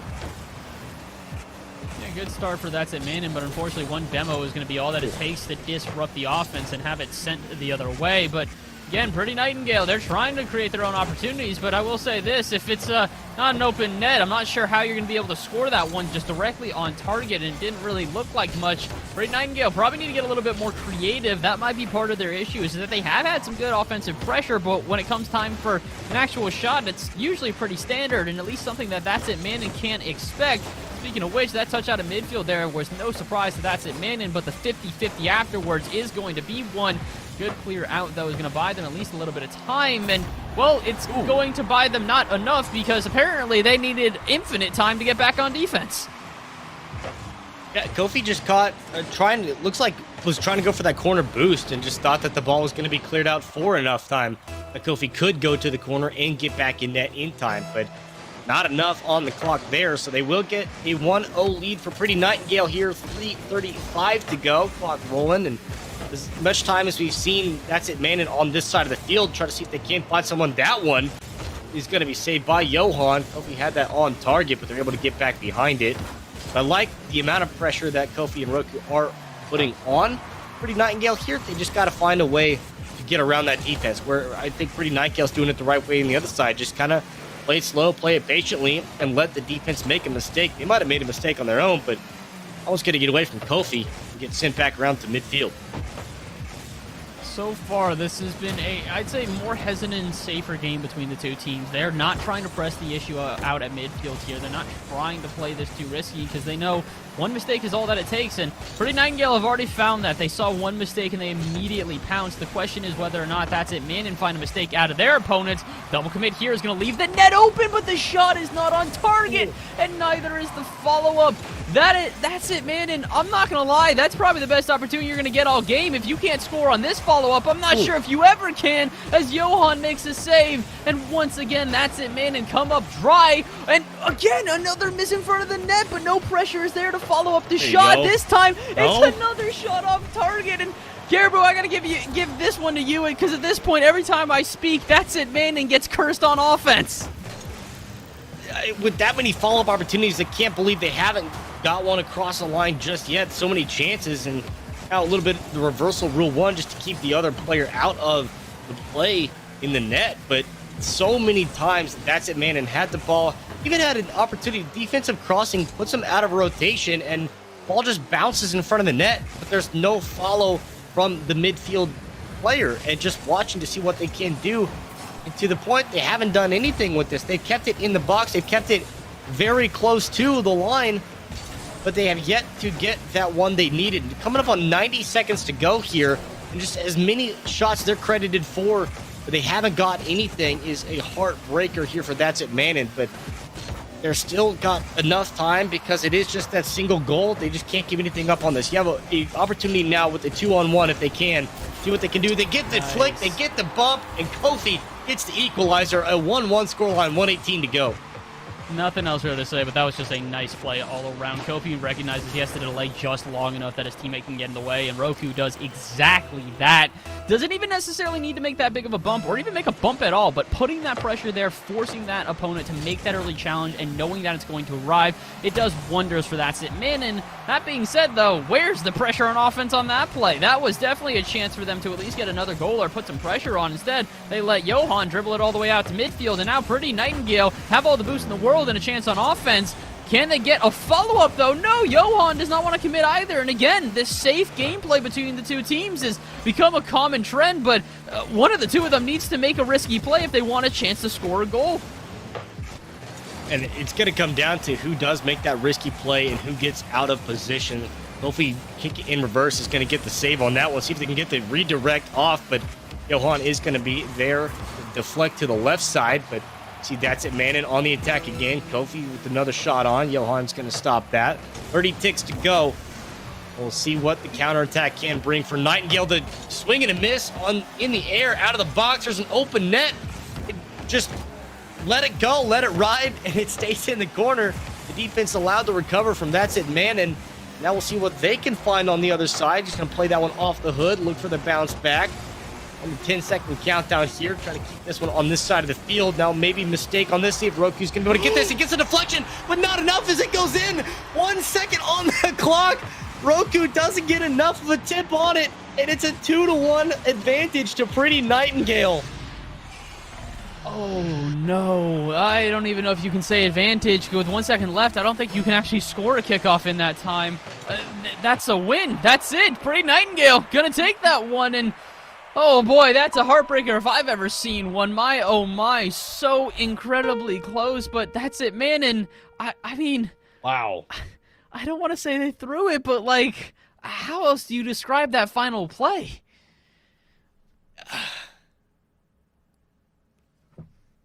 My bad? I mean, Roku said it in chat, just the my bad. Like, that's, what else can you say about that? That was down to the wire. It comes down to that. We're with 1 second on the clock. And just a quick counterattack, a simple slip up, and the defense looked like in position. But that's, sometimes that happens. Not enough on it. It's a heartbreaker. There really isn't much else to say besides that. That was an absolutely heartbreaking loss for That's It, man. And a team that we had shown early here had a lot of good prowess, and then just couldn't quite seem to find that flow again. That, I repeat, I feel like that was one of the things where, yes, that save was not great, but they were both rushing back on defense to even make the save in the first place. Had they been a little bit more prepared, it probably would have been an easier touch, and they just never found that intertwining duo that they needed. That flow just, it never really arrived. Take a look at some of the replays and highlights from that dynamic matchup. A low-scoring affair between them, a 2-1, a 3-2, and another 2-1 scoreline. But this highlights powered by Microsoft ATL. And, I mean, as weird as That's It, Manon looked like they were playing in game number 1, they figured something out in game 2. And then game 3 was just all that safe, conservative gameplay that was just waiting on the other team to slip up and make a mistake. And it took so long for any of those mistakes to happen because there were not very many of them. Yeah, there were not a lot of mistakes there, but at the end of the day, it kind of just came down to who was able to capitalize upon them the most. And there were some mistakes being shown, really for both teams, to put it simply. There, either squad could have been the one to walk away with it, but at the end of the day, it's just, That's It, Manon did not do enough when the time arrived. They had multiple opportunities there. They really did have a plethora of chances, to put it simply, but Pretty Nightingale just did the most with them. There's not much else to say there because I'm trying to avoid being too critical of That's It, Manon, because, boy, they already know how badly they messed up there. There's not much more we can say besides that. Yeah, just looking to see what their offense could have done differently, if they could have produced a little bit more on this side. But, looking at it on the other perspective, Pretty Nightingale, sigh of relief, all right, we made it on next round. But we already know that they're going to be facing off against Immigrants RC, and that is a team that likes to press the issue, press the envelope. But Well, that matchup goes on in the background. We have Mamar Esports versus Divock, which I think is just COVID backwards, which I the tip of the hat to that one. That's people are, as you said, people are very creative with their usernames they create, and a quarterfinals matchup as well. So we have all of our top 8. Smokes and Sneaky, not surprisingly, have actually already won out of the top 8 and moved on to the semifinals. They're just awaiting an opponent while the rest of these matchups do play out. But this one is going to be on the top half, where the winner of this one will go on to face the aforementioned matchup between Immigrants and Pretty Nightingale. Yeah, this is going to be an interesting one for sure. And I am very interested in that Smokes and Sneaky team on who they end up facing, because at the end of the day, no matter what, they're going to face a very good team. It's either Must Do Fluck or it's Huskies. So either one of those two teams is going to be extremely competent. We're really down to where if you're not really the top level of the competition that came into this thing, you're probably not here anymore. So this is game number 1. It's going to be extremely interesting. I don't necessarily have bets on either one of these teams. I'm just excited for a very, very good game. Already starting out with a good amount of pressure and a couple of chances here on the offensive zone here for K. They are going to let this one rotate back around. You see Mamar in the blue, Divock in the orange. They will be trying to find their way into the semifinals. Of course, only 2 teams move on to the grand finals for next week's competition. $500 prize pool on the line. And we are down to the top 8. Well, technically 7, because Smoke and Sneaky have already knocked one out of the conversation. But, of course, these two don't want to be the next one out. Going to be fighting tooth and nail to stay in this one. That's going to be the first shot on and goal scored. KG is going to be able to get this one. And I thought I read that wrong, but thought I was dyslexic. No, it's KG's. I don't know how I feel about that. It's an interesting name.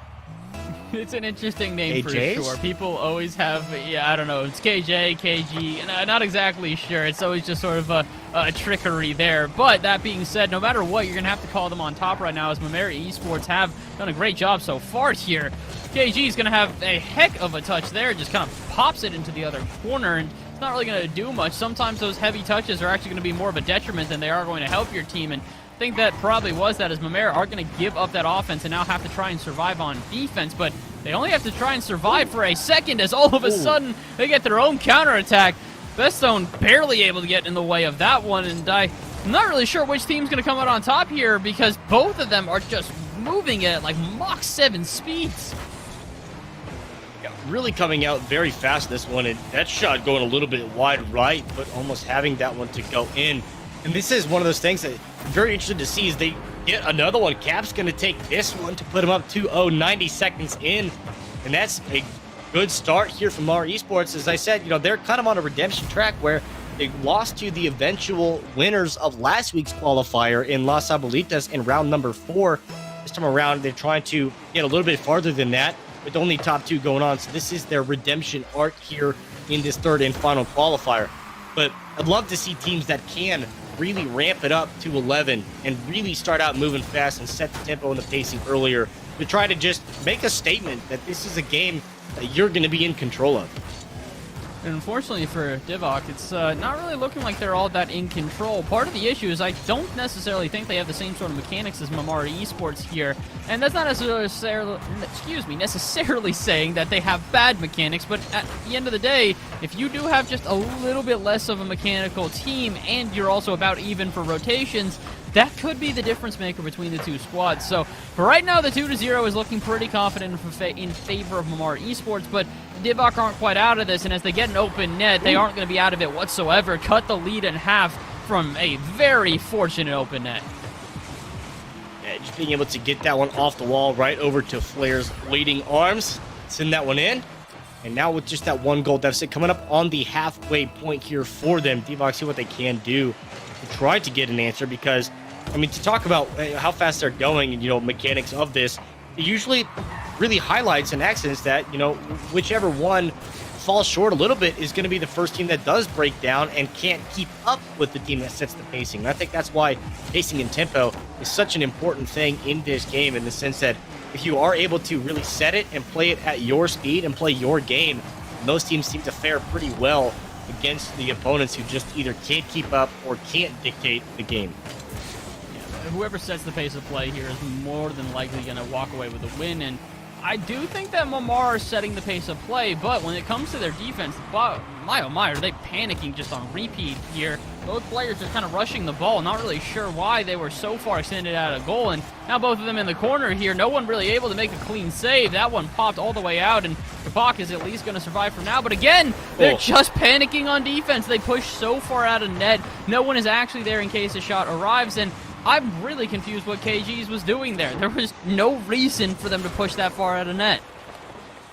It almost looked like they just thought with the deflection out of this to go the other way that the ball was going to be going across midfield and they were going to be in transition.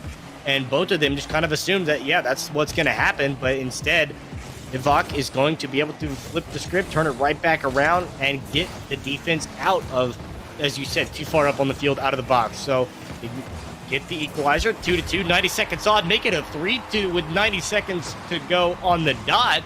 Player is going to be able to put Divock on top. My oh my, this is quite a turnaround here as the panic on defense has gone from bad to worse over and over again. They continue to panic, and while Mamar had a really good offense to start this game, it's very clear that their defense is going to be their weakest point. If they can try and clean that up, I think they can stay in this one, but again, they're just leaving themselves vulnerable. KG's there, goes all the way out to midfield to try and get that boost, but doesn't really have that confident of a touch, and now here comes the counterattack, and again, Kapak really far pushed out a goal. If that one had been on target, I don't think they would have made the save. So Mamar, they're getting really impatient here. Over and over again, they play very aggressively and don't really prioritize defense, honestly, if you even pay attention to it at all. Yeah, interesting to see what I'd love to hear what their comms are like on the back end of this, and just one of those things, it's like I'd love to be a fly on the wall just to kind of hear what's going on. You know, is it as panicked as we think, or is this just a team playing with such exuberant confidence that they just feel like they can get away with this? They can do that, and that's just a play style they're used to. I mean, you see him here in the net now. Cap is going to be able to get that one carried in. K was able to be in the way from the defense rotating back. The demo's not going to be enough, so they get one back. Make it 3-3, 38 seconds to go. We're going to have a series on our hand between these two teams. Indeed we are, and I'm realizing it's going to be an offensive series for sure, as, Divock did not have anyone back on that one either. It really is kind of send the house or send nothing at this point. They are all into these plays, and if they're not all in, they're not doing it enough. And speaking of all in, again, two players for Divock pushed up, one good pass, and all of a sudden Cap has put themselves on top. I feel like K might have even been able to just leave that one in, but Cap's going to be able to get the nose on to make sure. I think he was on target either way, but yeah, a very quick +2 to the score total for Mamar Esports, and they're getting this 4-3 and building this confidence and momentum. But, I mean, put it all on because, well, yeah, defense is not the name of this series by any means. We're going all offense, 4-4 here, 23 to go. I have a feeling this is going to be a long one as well, because it tends to be that way. When players end up scoring this many goals, it usually extends the length of a match pretty significantly. Question is whether or not we get that just purely because of the goals, or we might actually see overtime as well. With 20 seconds left, there's definitely still time for either squad to score, and as, again, the defense is completely abandoned, I have to imagine that Mamar can score here, but they decided to wait patiently and look for the follow-up shot, and the save is there, and the follow-up shot from the save isn't there. Oh, my word, Mamar, they waited so patiently to get a good shot, and when the good shot arrives, they don't do anything with it. So we go to extra time. I thought there might have been a potential to go the other way because of how that ball was floating, but instead we get the overtime. See who's going to full commit to the offense first and take advantage of the defense just being caught out, because that's pretty much been how it's been every single time here. But very good back and forth here. Very high-powered offense, high-octane offense between these two. See if Cap's going to be able to carry this one around. K with the follow is not going to be there. So we'll get sent around to midfield. K is going to deflect this off. A demo onto K. Answer it right back. A 2-0. So look to see the respawns are going to come in time. Best one's not going to get anything. Now we'll take it the other way.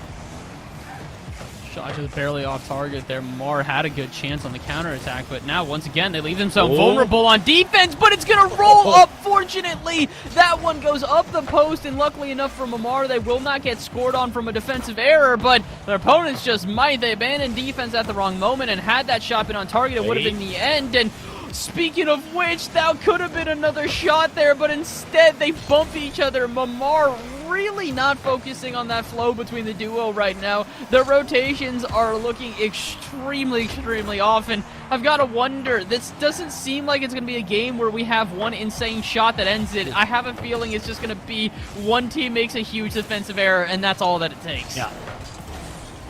Gonna boil down to that. We come up on a minute 30 of extra time at this point. That shot on will be deflected, and Demo on the backside as well.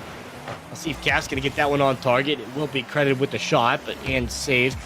Going back to midfield, where player is going to be able to catch this one. A Demo onto his teammates, going to be able to put brakes on this attack for the time being. Does get that back boost as well.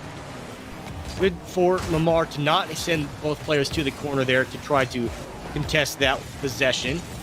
Now all of a sudden with the challenge here, K, wait for the teammate to come back around on the defensive side in the box. 2 minutes of extra time.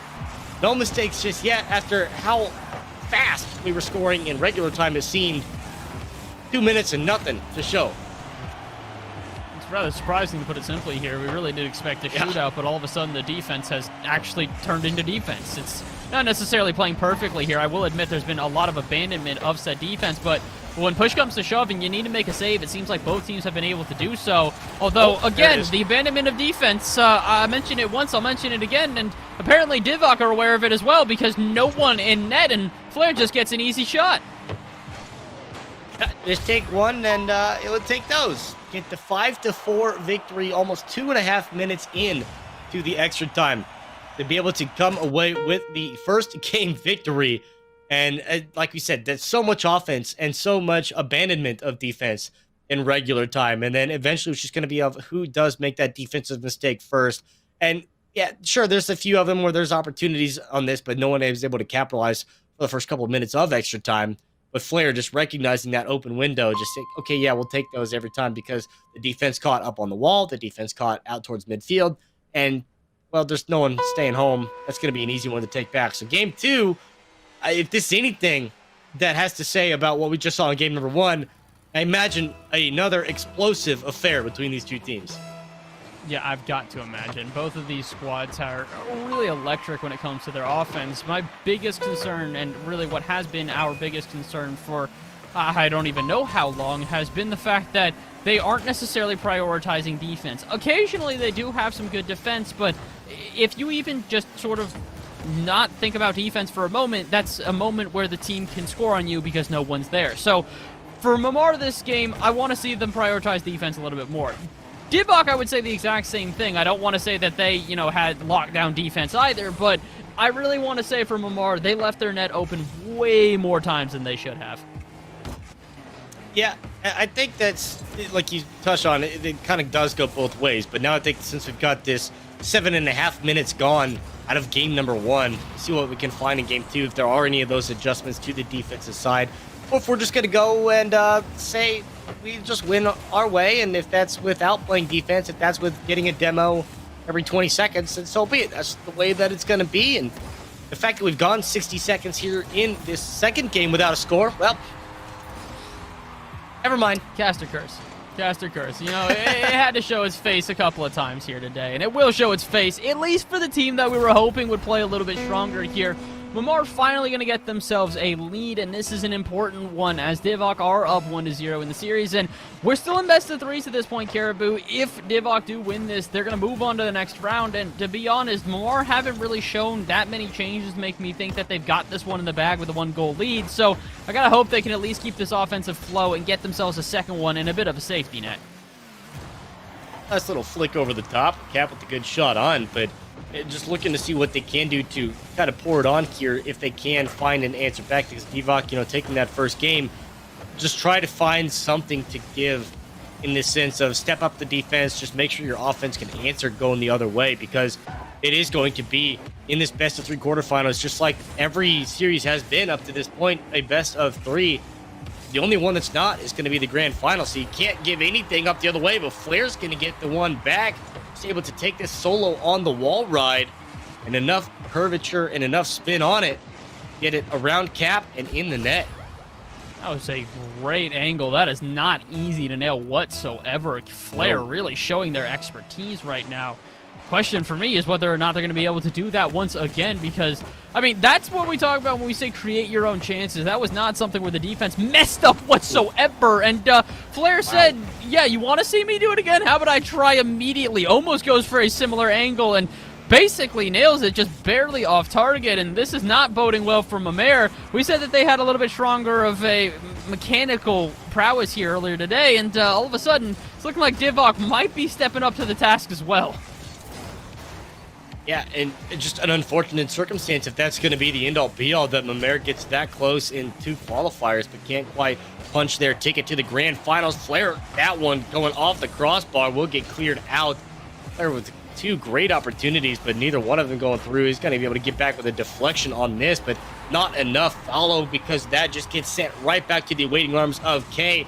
He's going to be able to take the rebound and put it across the line to give Mamer a 2-1 lead. You can understand why Flair did make the touch that they did. They were just trying to keep that one out, but honestly, they probably should have just tried to dribble that and take it to the other half of the field by popping that aggressively into the backboard. It just sets it up for the other team, and that's exactly what Mamer were hoping for. 2 players lurking in the wings there, and they do find a shot and a goal. But with 2 minutes remaining, it's definitely not secure yet at all. As we said before, Mamer need to try and get themselves this game to keep the series alive, and similarly, Divock don't want to allow any momentum to go to the other team, and my word, I thought that maybe they were going to have a loss of momentum here, but they might have just gained all the confidence in the world, as an own goal from Mamer is going to spell disaster. Yeah, just accidental right there, that K trying to get there in time, but the shot deflecting off the upright went straight back to K's hood, and no matter how hard you hit the brakes, that one's going to go right back in. So making it back even at 2-2, under 2 to play here, and not as explosive as we saw in the first one, but, you know, not quite literally, but still seeing a lot of demos, but it's a 4-4 scoreline to go into overtime in this one. Now 2-2 here in this one. A long clearance will get pushed aside by Flair, and I'm really not surprised by how these teams are performing to go back and forth. Flair gets one on target, and after that nice little flip up is going to get them back on top. Divock's going to take a 3-2 lead. That was very clever by Flair. Immediately hits the ground and then just pops the ball up, goes for a jump pretty much the second they hit the ground there. Good solo play, and that could spell disaster, because we're getting down to that 90-second mark. Once you get to there, that's really where the pressure starts to build. Both teams seem to have a little bit more difficulty trying to get anything developed without it having some sort of panic being involved. And speaking of panic, oh my word, Mamer came within inches of being able to take a clean shot on target, but just not enough power there. KG's at least going to keep the offense together. Can they get a shot? Indeed, they will, but Kapak is going to be able to finish this one off as well. So much credit to K right there, just for playing that patiently. Still had 60 boost on the rebound of that one. A great challenge in the air to get K off the ball the first time around, but K played it so well and just so smart to understand that the second commit from the defender is going to open that one up for both Cap and K to be able to take advantage and get that shot on. Beautiful understanding and awareness there by K to be able to put them back even. Really good awareness so far here, and with about a minute left, we're starting to see the best of these 2 teams. No longer are we seeing as many mistakes and really odd errors here and there. There are a couple of them, but this is definitely where the teams are starting to feel each other out, starting to figure out how they want to play, and having some more confidence around the pitch. That being said, the couple of whiffs we've seen here could be crucial, because I have a feeling the last goal we see in this game might just be the deal breaker here. 30 seconds left. It's golden goal opportunity, and for Divock, it's a chance for them to clean this series up. For Mamer, it's a chance to keep this one alive and keep their chances alive as they move further or potentially further into the tournament. I think Mamer is holding on to the momentum in this game right now of how they're doing. K's going to go for the flip reset. Doesn't get that as it is stuffed there just above the box, and 10 seconds to go. The ball going to be bouncing across. K's going to be able to take that. Is Flair going to get back in time? Does, on the goal line, make the save to ensure that that's not going to be that. So we'll hit zeros on, and the ball is on the ground. Almost had a counterattack opportunity for Divock, but another game, another overtime. Oh my word, what a save that was. That was basically in, and I can't help but feel Mamer had a chance to slam that one home, but instead it was a very lackluster shot, and, well, they will get lucky because they get an open net on the other end. Okay, I thought he might have botched it, but no, Cap indeed will find it, and Mamer will even out the series. And I was looking, I'm like watching the double commit, and that's kind of exactly what we expected out of the first overtime game. Watching both players go too far to the offensive zone, they can't find a way to get back to defense in time, and it was kind of same but different. Instead of 2.5 minutes, it only took 15 seconds in game number 2, but that was kind of exactly what you'd expect. But now with the even series between them, I mean, Flair made an incredible save at the end of regulation, but it comes down to just the final game. Imagine it's probably going to be another game that's decided by a single goal, and flip a coin. It could go either way. Yeah, it's really going to come down to who starts to get impatient first. We mentioned this earlier. It's that hero mentality that nothing has happened so far. It continues to be this treacherous back and forth where neither team really makes anything, but they get close every time, and eventually someone cracks. They go, I want to make this end right here, right now, and you can't do that. There's just no two ways about it. When you make that decision, if it doesn't work out, you leave your team extremely vulnerable. And speaking of which, that challenge in front of the net is going to leave everybody vulnerable for Mamer, and Divock will find their first goal of game number 3. That player just laying that one up for best one to come across and get the shot on. Goal scored, so give him an early lead 6 seconds in. Of course, we've seen it takes them some time on both sides to be able to put some points on the board. So early start for Divock is a good start. Let's see if K can get one, but Flair's going to backflip that one. Still be in play here for K, but going to go wide. Still with the boost. Is going to try to get this full back boost, and does. Try to keep this on this side of the field. Keep it in play. They're able to get the midfield boost as well. So in control of boost and possession to put the pressure on for Divock here. Mamer can't come away with anything to try to equalize this early on. Ooh, that's a great follow-up shot, though, and KJ is going to find themselves the first goal for Mamer. This was not a bad clear whatsoever, but the unfortunate truth is when you have a clear that powerful, you need to have someone in net ready in case a volley comes back at them, and no one was there for Divock whatsoever. Only 30 seconds into this game, and I think we are going back to a bit of a shootout. Game number 2, there was a bit of a slowdown there. Definitely still a pretty aggressive game, but defense was at least starting to show its face again. This one, I don't know if defense is going to be prevalent whatsoever. We might just be back to an old-fashioned shootout between two teams. Yeah, just full send, 2v2s, offense all the way, and whoever ends up putting the most on, that's going to be what comes down to. But I still imagine it'll probably be just a lone goal or 2 difference. Maybe we get some garbage time goal. That'll be a couple of gold. But going to be able to clear this one back out as they rotate back in time. Cap and K both. And we'll see it's now we're going this way. And watch them to try to put together an attack, and it doesn't really come to. Keep it at midfield and keep it on this. Watch K get the shot on. Goes just wide. Almost gets redirected into the net off the defender, but instead will be caught at midfield. And, well, now we're going this way. And we're going all the way. As Flair's going to carry that one in the air across the line. Minute and a half in, and they're going to take the 2-1 lead.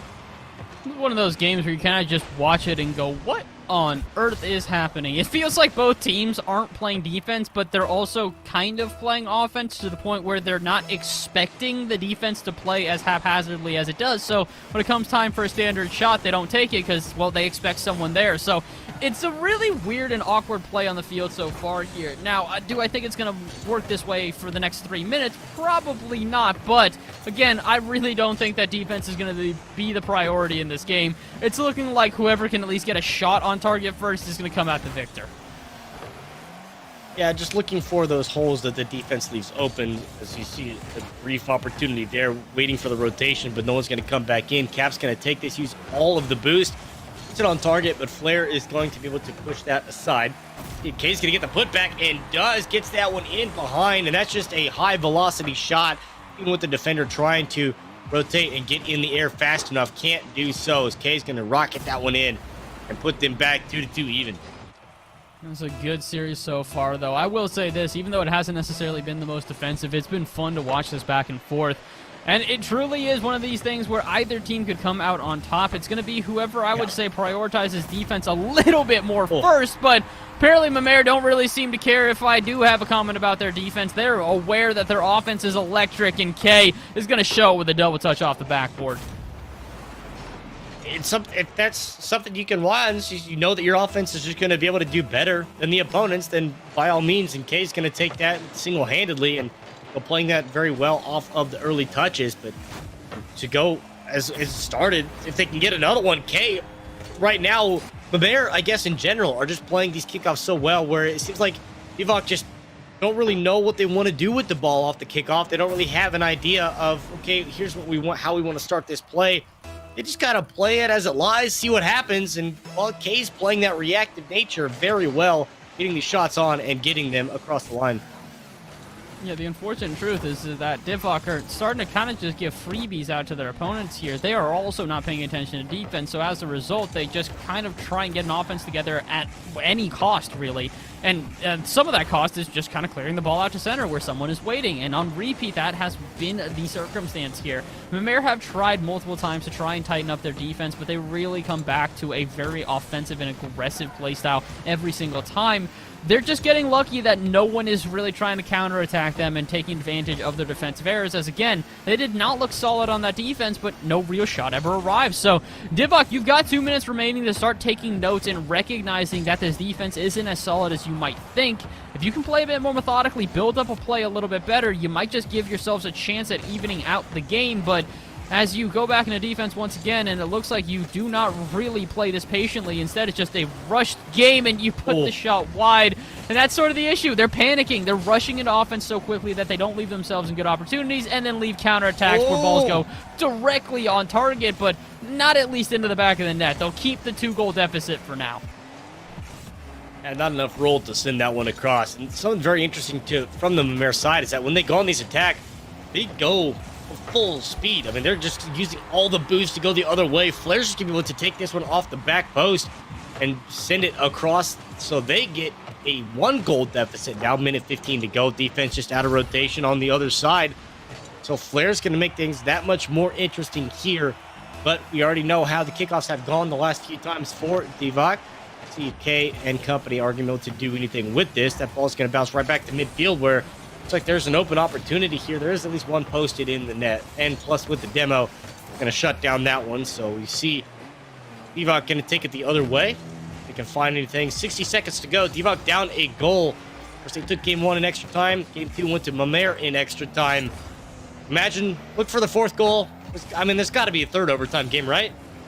I mean, you've got to expect it at this point. Divock have gotten so close so many different times that eventually something's got to drop. But, oh my word, I was going to say, maybe Mimir get themselves at least a 2-goal lead. But no, the first time all game, and we see an incredible defensive stand out of Divock. And they might be taking notes. Finally, they're recognizing that defense needs to be a thing. Hopefully, it doesn't become a detriment to their offense, though, because they are still down by 1, and with 30 seconds left, they are not only fighting Mimir, but they are fighting the clock. They need a good chance, and they need it quick.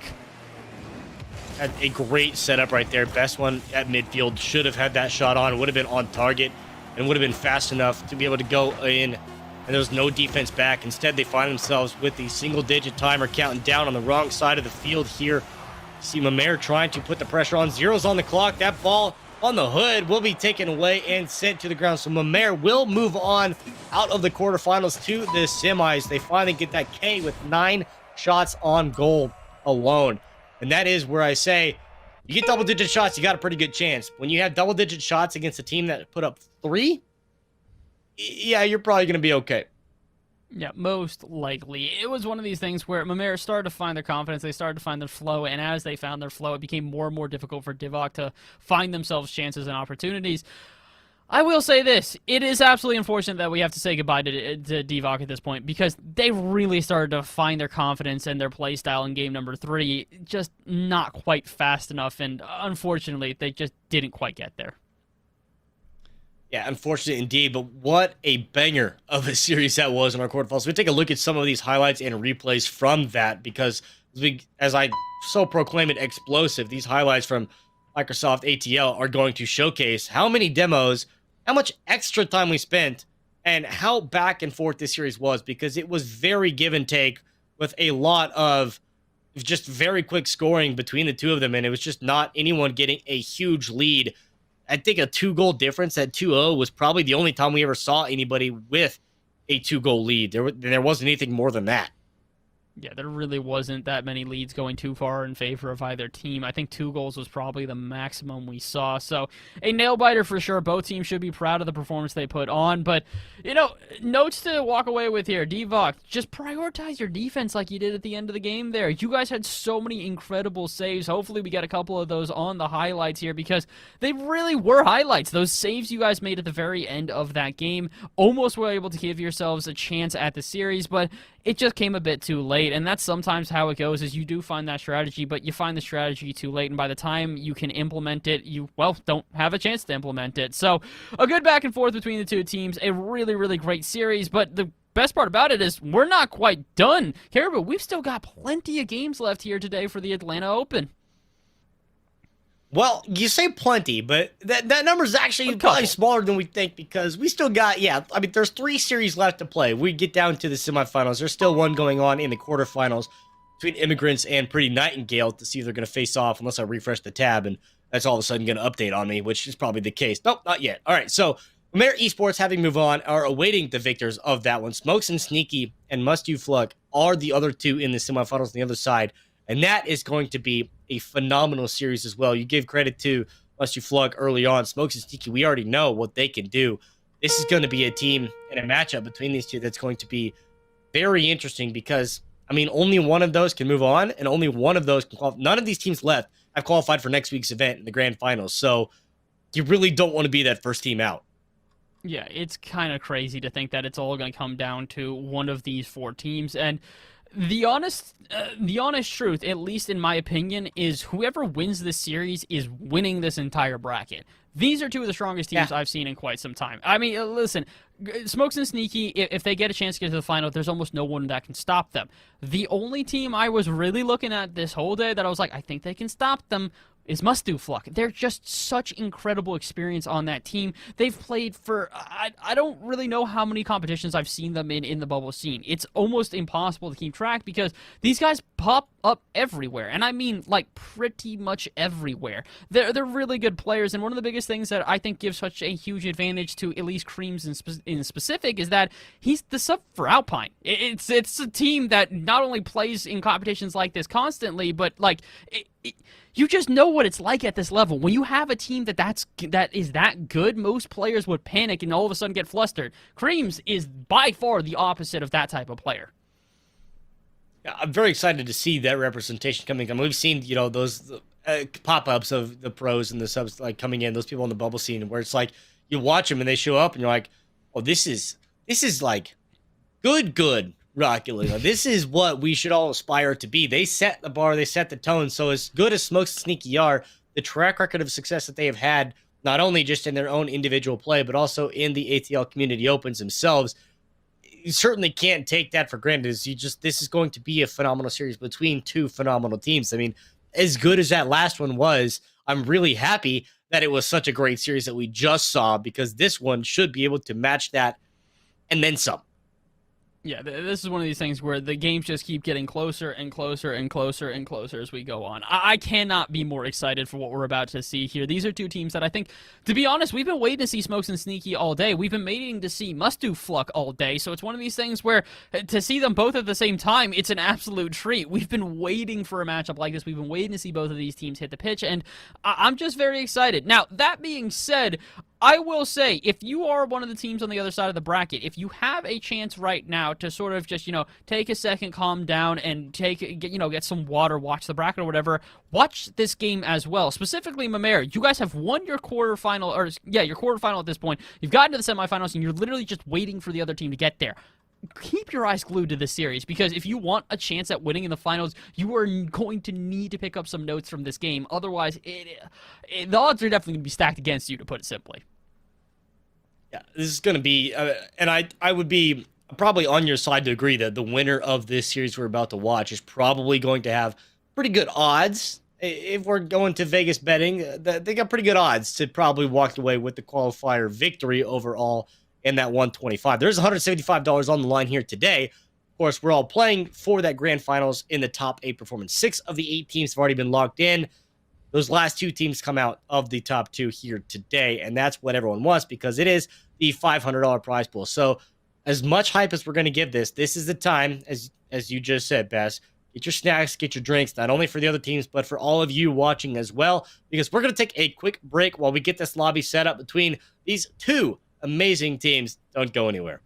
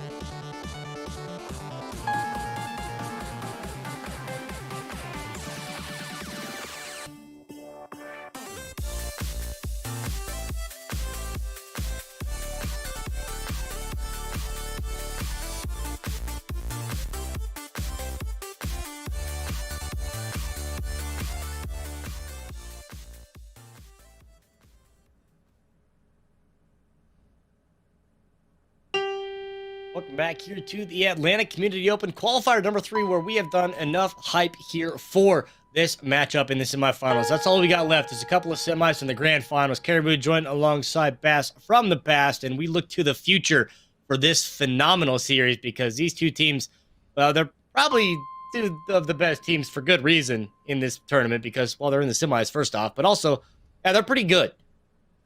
Yeah, that's almost an understatement at this point. It's a ridiculously solid team, both of them, I would say, at this point. And I do want to make sure I misspoke earlier. I always get this wrong. We always mention the names and stuff. Creamy is different from Creams. He had signed up in this tournament under the name Creams, but is actually Creamy. And I don't want to say that that makes it a worse player, because they're still just as prevalent in the bubble scene, but this might be a little bit more difficult for mustdofluck than I had previously expected, because they may not actually be as used to competition this intense with this much on the line with, well, 3 games left.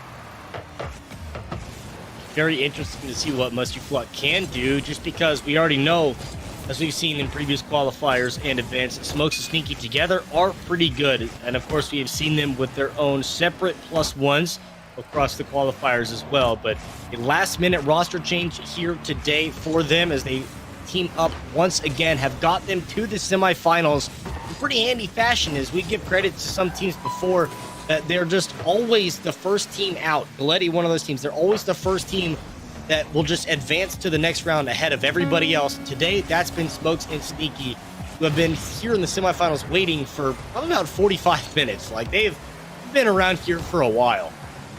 Yeah, they've been here for quite some time, which means that this first game is going to be all the more important. They're going to want to try and get warm as quickly as possible, and I would say really get a feel for the other team as quickly as possible, because mustdofluck have come out here firing, to put it simply. They already tried a couple of flip reset goals, but have not been able to get one into the back of net so far. Smokes and Sneaky are not usually a team to get pressed into their own half for, well, this extended of a time, and it's looking like they're going to be pressed into their own half for a little bit longer as, oh wait, no, the 50-50 does not arrive out at midfield. Rexo has to take this one all the way back into his own half, and, well, he's not going to be too concerned about that, as it looks like a perfect pass play, and Creamy somehow finds a 50-50 in front of the net, and Rexo can follow up.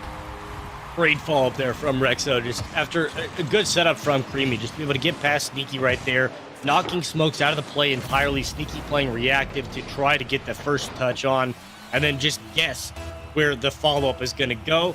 Guess wrong, and that's going to be the first goal scored, minute 45 into this one, and mustdofluck is going to take the lead. For how long? For sure here, and Not long. well, it's a short-lived one for sure. I was going to say it's great for them to find the lead this early, as they can get themselves some momentum, but as Creamy just takes a bit too long to challenge here in the wall, gets demoed for his efforts. He's going to be able to take that in, so 7 seconds later, Smokes and Sneaky find the answer. Sneaky carries that one in and puts us at 1-1. Already trying to find a little pressure. Creamy's going to take this off the wall. Credited with the shot on, but that's pretty slow bouncer and not a whole lot more to that. So going to carry this around the wall. See Creamy there on the follow. Smoke's going to be able to read that one pretty easily and deflect that out. And now try to take this the other way. Does get above. Rexo puts it on target as well. So that's going to be enough to give them the advantage. Now a 2-1 lead for Smokes and Sneaky. Oh boy, the defense starting to look like I'd say the weaker half for mustdofluck here, as they have a poorly timed challenge there in the play previously. They just waited a bit too long, so timing on the back end becoming a detriment here for mustdofluck. They're going to have to be careful. Smokes and Sneaky, as we mentioned before, they are not a team to underestimate. If you do not give the proper respect to their offense, you're going to find yourselves the victims of said offense on multiple different occasions. And to be fair, I don't necessarily think that Smokes and Sneaky gave the proper respect to mustdofluck to start this game, but, well, it's been about 2.5 minutes here. Halfway through, they figured out what type of team mustdofluck is, and they are no longer messing around. And this is exactly what I touched on earlier on. Like, watching teams like, that's it. I can't even remember the name of it. Are you talking about Smokes and Sneaky or mustdofluck? That's it, Manon. That's it. Watching a team like that, you know, as close as they played for as long as they played, but they took an entire game to figure out the other team's playstyle and adapt into that one. Smokes and Sneaky took about 2 minutes to figure it out and have now understood what mustdofluck want to do and get themselves into a position where they can take this 2-goal lead here and continue to put the pressure on for them. And that's what separates good teams from great teams, and why Smokes and Sneaky have had such a high level of success, because they can understand very quickly what the opponent wants to do and have an answer for that to play their own style to be able to beat everyone else. And that's why, frankly, they beat everyone else, seemingly pretty handedly. Yeah, they have beat almost everybody so far here in competition. The only team that I don't think I've seen them play against is mustdofluck, and, well, this is a team that I'm very excited to see them play against, because with 90 seconds remaining, mustdofluck are still pressing the issue. They want to at least cut this lead in half and give themselves a shot to try and bring this comeback through. And they'll do exactly that. 128 left. They're just underneath the 90-second mark, but They're only down by 1 Caribou. As Smokes just makes that commit to try to win that ball out of the air and ends up missing, just couldn't get there in time, so leaves Sneaky by himself and ends up with that goal. So yeah, under a minute and a half, only a single goal is not a lot, and it's plenty capable of Must-Do-Fluck to get this. Rex is going to try to carry this one in, bounce it off the crossbar. That's going to be able to get in after Creamy gets a little bar down ski and evens this back up very quickly. 3-3 here. And yeah, Smokes and Sneaky, as fast as they scored, Must-Do-Fluck answered. Yeah, not only did they answer, but they also show the vulnerability in Smoke Sneaky there, which is they're a great duo. They really do work well together, but when they break down as a duo, they start to panic pretty aggressively. Neither one of them go up for that ball, just wait a bit too long, and before they know it, it's in the back of their net. They've got to be a little bit quicker. I think that Must-Do-Fluck are a lethal enough team that if you give them time and space, they will take advantage, and similarly, you give an open net to Smoke Sneaky, they will nail it into the back of the net. Must-Do-Fluck with a very inopportune miss here. And yeah, just watching that one go by, similar to what we saw Smokes do, just missed out of that one. This one, that miss a little bit worse just because it is literally right in front of the goal. But yeah, every time you leave an open net, a team like Smoke Sneaky is going to capitalize on that. I mean, Must-Do-Fluck going to do the same thing if they have a miss on the other side. There's an open net. Either one of those two players is going to be able to get this. Look for the flip reset in the box, but he's going to get pushed aside. See if Creamy's going to be able to find any follow-up. But under a minute to play here, and Must-Do-Fluck down a goal again. Looking for a quick answer. Might just find one here, though. A good offense launch once again. Pass to the center. Sneaky on the backboard in an awkward position. The shot gonna go bar down, but this time Sneaky gets the save. Will not be tricked twice. He knows that if they put it bar down, it's most likely going in. The accuracy for Must-Do-Fluck just insane, but unfortunately, it's not going to be enough as 2 shots in a row saved by Sneaky, and they've got to go back to the drawing board one more time. 15 seconds left. There's still a chance for Must-Do-Fluck, but as there's a backflip out of midfield, Creamy going to just leave this in the hands of Rexo, who really just clears this one out pretty standardly. Not much there, and I think that Smoke Sneaky are going to take game number 1 as a result. Maybe one more chance. Can they keep this one up? Yes, indeed. Rexo will keep it up, and Creamy will try for the follow-up, but can't quite get it. And Smoke Sneaky, in narrow fashion, walk away with game number 1.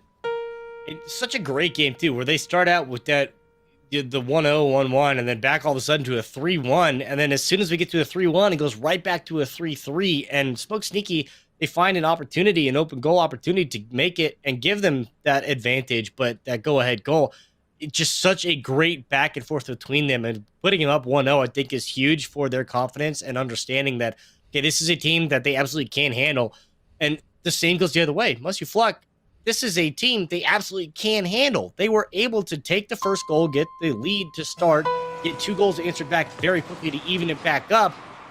They're just that far away from being able to take a game from Smoke Sneaky, which probably, I would say, the first game that Smoke Sneaky would lose in today's event.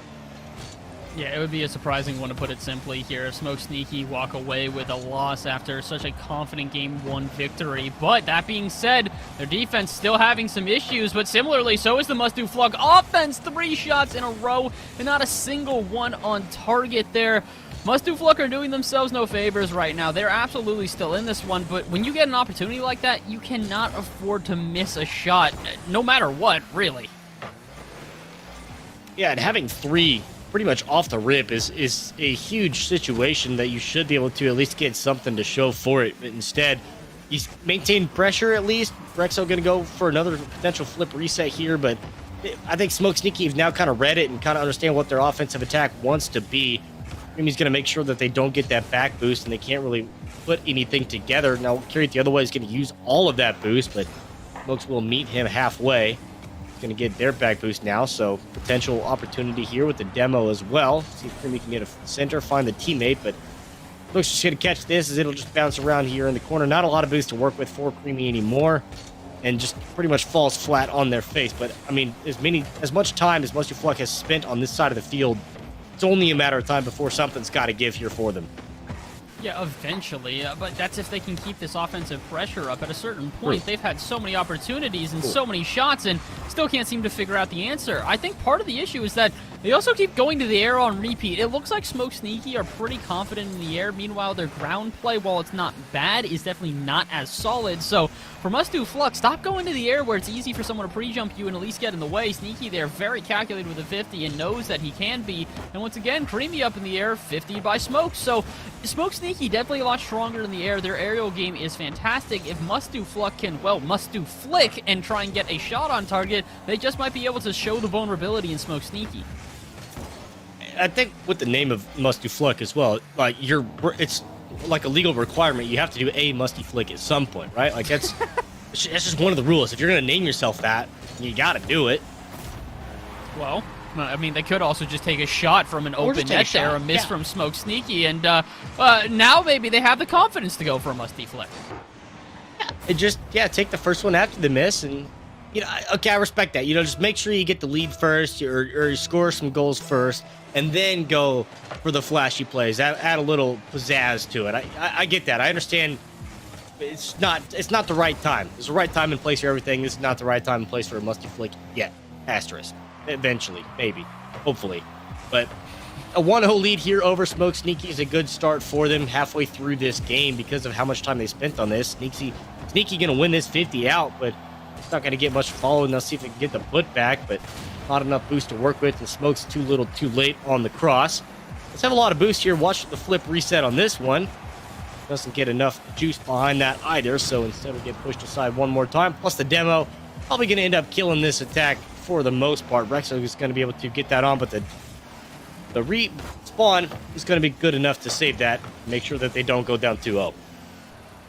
Smoke Sneaky, though, starting to feel the pressure of the offense of Must Do Fluck a lot more in game number 2 here. They've been desperate to break out of their half on multiple different occasions and really struggling to do so. While they do make saves, their clears are getting cut off on repeat, and part of that is the heavy touches that they're starting to throw out here. Must Do Fluck are very prepared. This is one of these things where they know Smoke Sneaky are going to have to focus on their offense because their defense is not as solid, so they sit back and wait for that offense to try and build itself, and once it doesn't arrive, well, they counterattack like that. Creamy going to find himself an open net because my oh my, Rexo was chasing for that demo.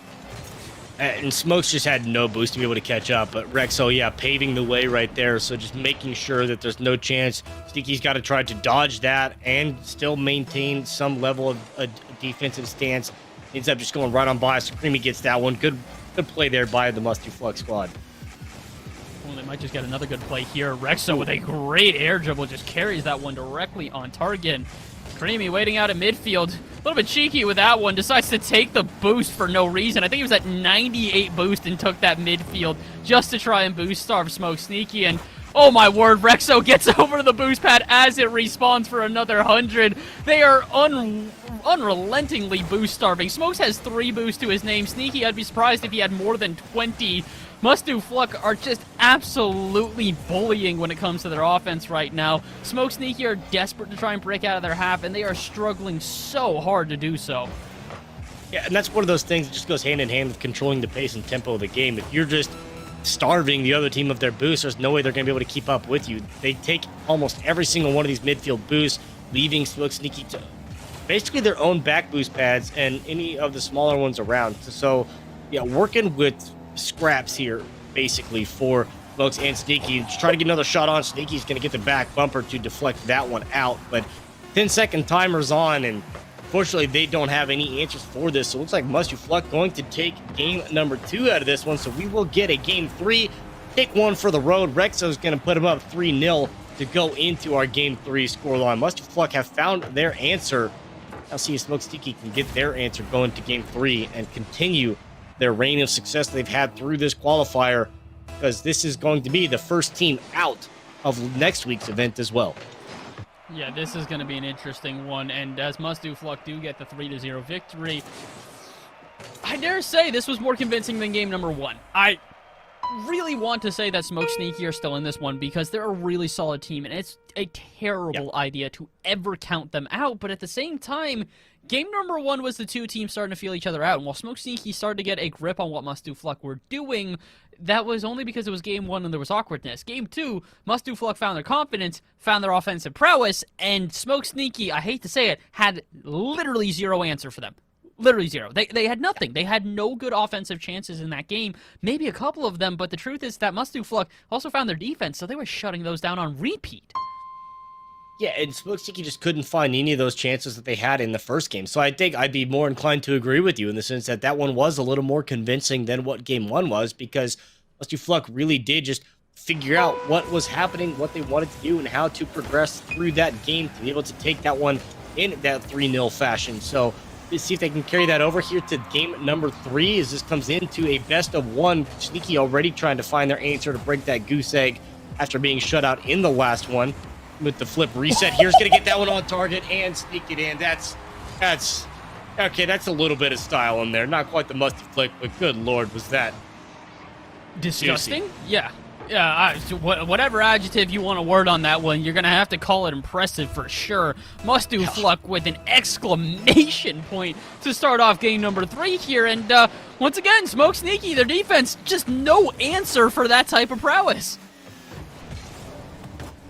And at that point, that's almost a little too much. What's the answer you're going to have for that first one? The second one, that's a little more questionable as to the defense just being caught out there, reading that one out. Sneaky can't get there in time. There's no one on the defensive rotation back. And that's the second time we've seen Smokes and Sneaky being caught out like that, trying to challenge a ball just around midfield, and there's no one on the other side to be able to cover in the box itself. So kind of starting to see a recurring pattern here of small little slip-ups from the Smoke Sneaky side. And this is also one of those conversations that I had briefly touched on in the sense that watching Smoke Sneaky play, we know how good they are together and how much success they've had repeatedly, but they also hadn't played together for a while in these events. So unless they're doing something on the side in their off time between qualifiers or between these Atlantic Community Opens, this is probably the first day they've played together in probably 6-8 weeks at least. So very interesting to see them come back together and see that they're still good enough individual players that they can cover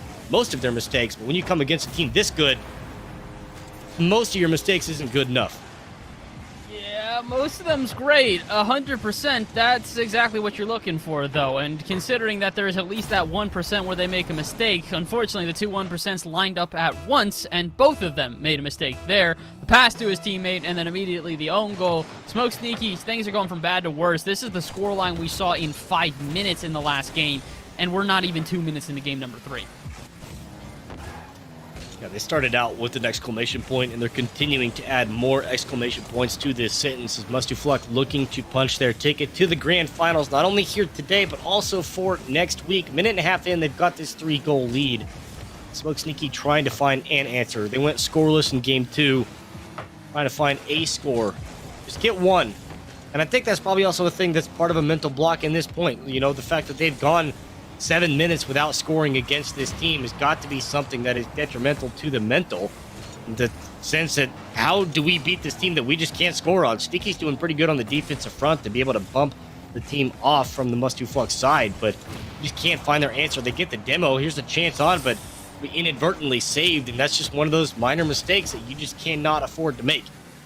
They're just panicking. They're trying to get whatever type of offense they can together, and as a result, it's not necessarily as clean, I guess is the best way to put it here. It doesn't look as organized as it once did, and Smoke Sneaky, the panic is really setting in too brutally right now.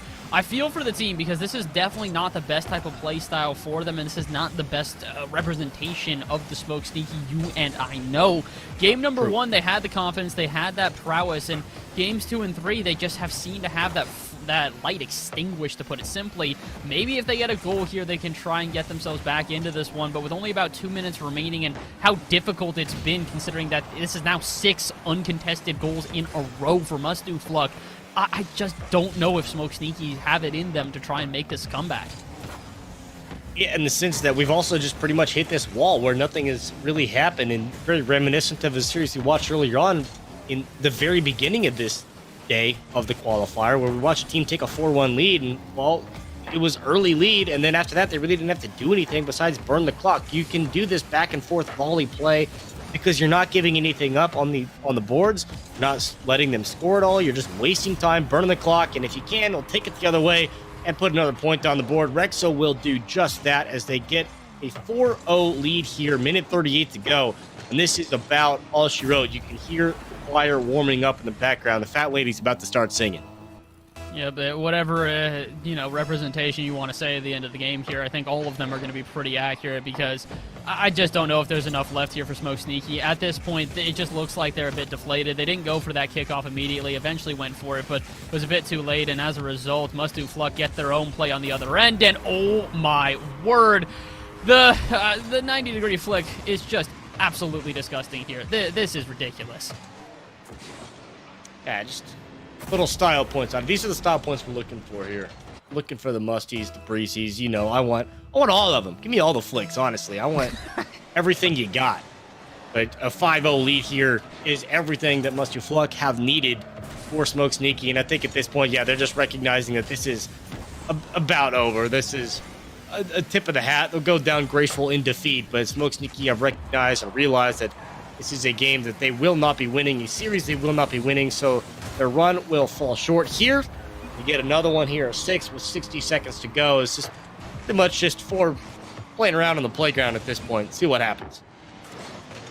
Absolutely heartbreaking for from Smoke Sneaky here. Must Do Fluck are probably ecstatic at the result that they're getting right now, but it's really heartbreaking for the fact that Smoke Sneaky were a team that we hope to see in the finals, and we hope to see them, come back to the grand finale here, but at the end of the day, they just ran into competition that was a bit too stiff for them. The truth of the matter is that Must Do Fluck was a team we knew was going to be a threat here today. We knew was going to be a very, very good contender, and, sometimes, like we said, with random seeding, sometimes you just meet that really high contender up in the semifinals.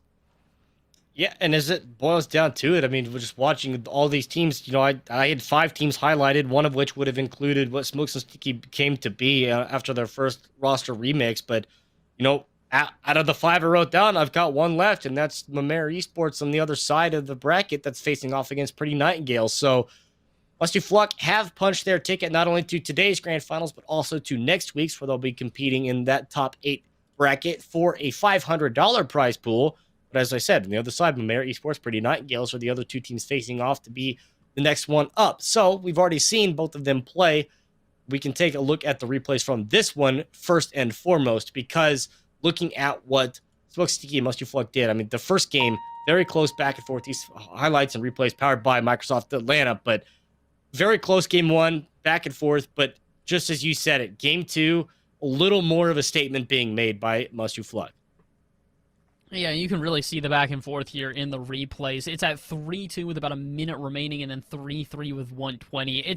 It really was such a tense back and forth, and it was both teams trying to figure out what type of gameplay they wanted. And a couple of goal line saves are what gave it to Smoke Sneaky, but from there on out, it just was not the same thing.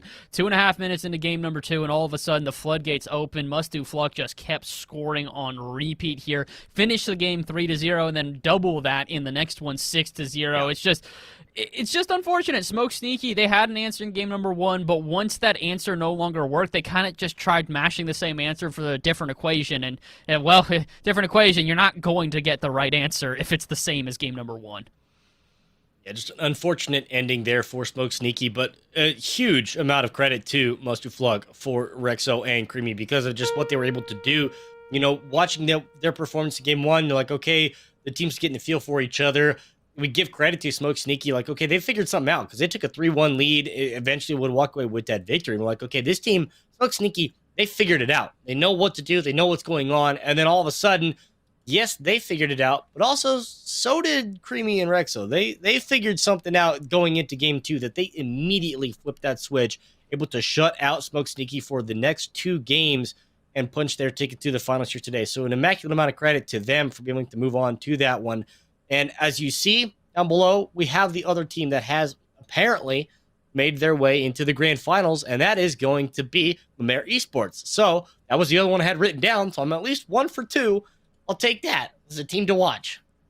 Yes, indeed. This is one of the teams to watch, and not only is it a team to watch, but not only do they get a shot, at this 125 of this 175 prize pool, they now get a shot at revenge against the team that knocked them out previously. They have punched their ticket to that $500 finale, so it's going to be interesting. Even if Mamere do not win here in this final matchup, which I'll get your predictions for that in just a second, Caribou, but even if they don't win this final one, they still get a shot at revenge later in the, quote-unquote bracket as they go to the finale. So this is going to be an interesting one. Mamere Esports versus Must Do Fluck. Fluck, in my opinion, as much as I think that Mamere are a very solid team, I can't bet against my boys. I said must do Fluck for a team to watch when we got into this bracket, and they continue to dazzle even against what was probably my number 1 seed here in Smoke Sneaky. So I've got to give this one to must do Fluck going into the finals. Caribou, your thoughts on who might take this one?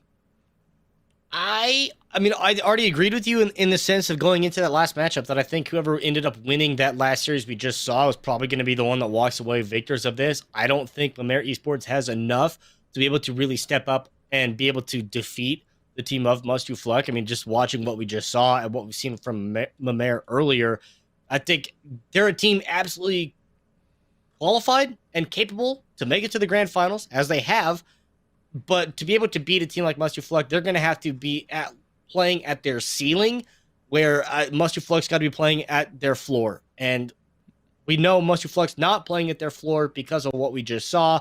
And I don't think that Mamere Esports ceiling is enough to be able to compensate for that difference. So I'm still going to lean for the Must Do Fluck side. I think it's going to be a good series nonetheless. And congratulations to both of these teams for punching a ticket to the top 8 for next week's competition as well. But at the end of the day, we're focused on the here and now and that 175 that's up for grabs. Yeah, this is one of these things where we've got to focus on how these teams play here in the finals. But luckily enough, we are going to be able to see how they got here to the finals.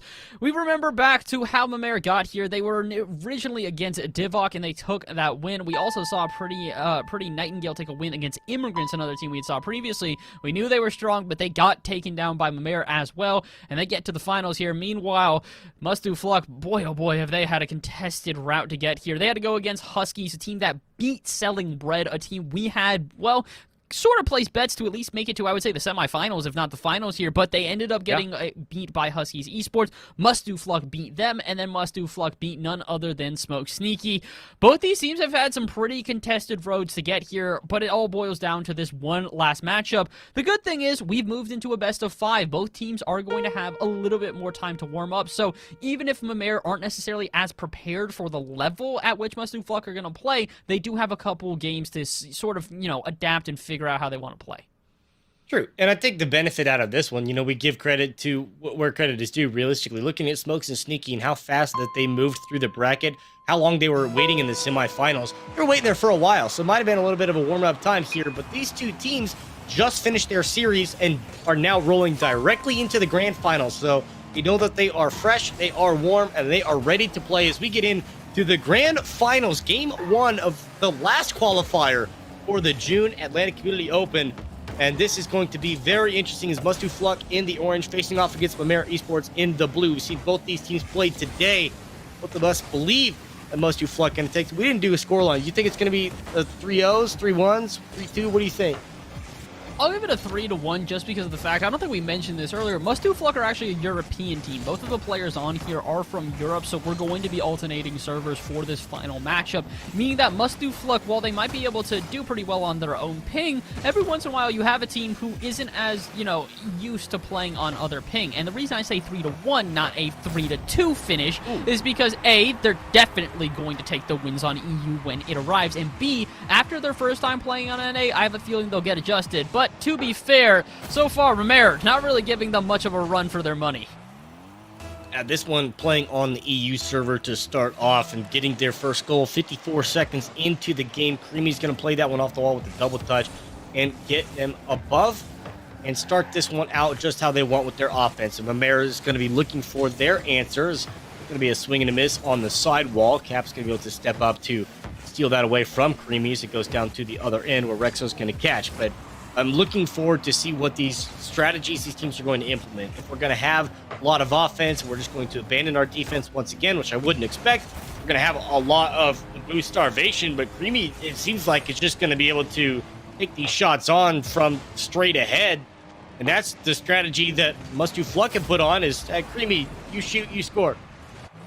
2 for 2. Unfortunately, it's looking like there's not much resistance out of Mamere so far here. They've got a couple of okay saves, but the truth of the matter is that Mamere don't really seem to have any sort of idea what to do once they go into the air, and, well, that's evidence right there. Rexo given time and space, basically given clearance to fly here as not a single person goes up, and, well, this is a standard double touch for Rexo.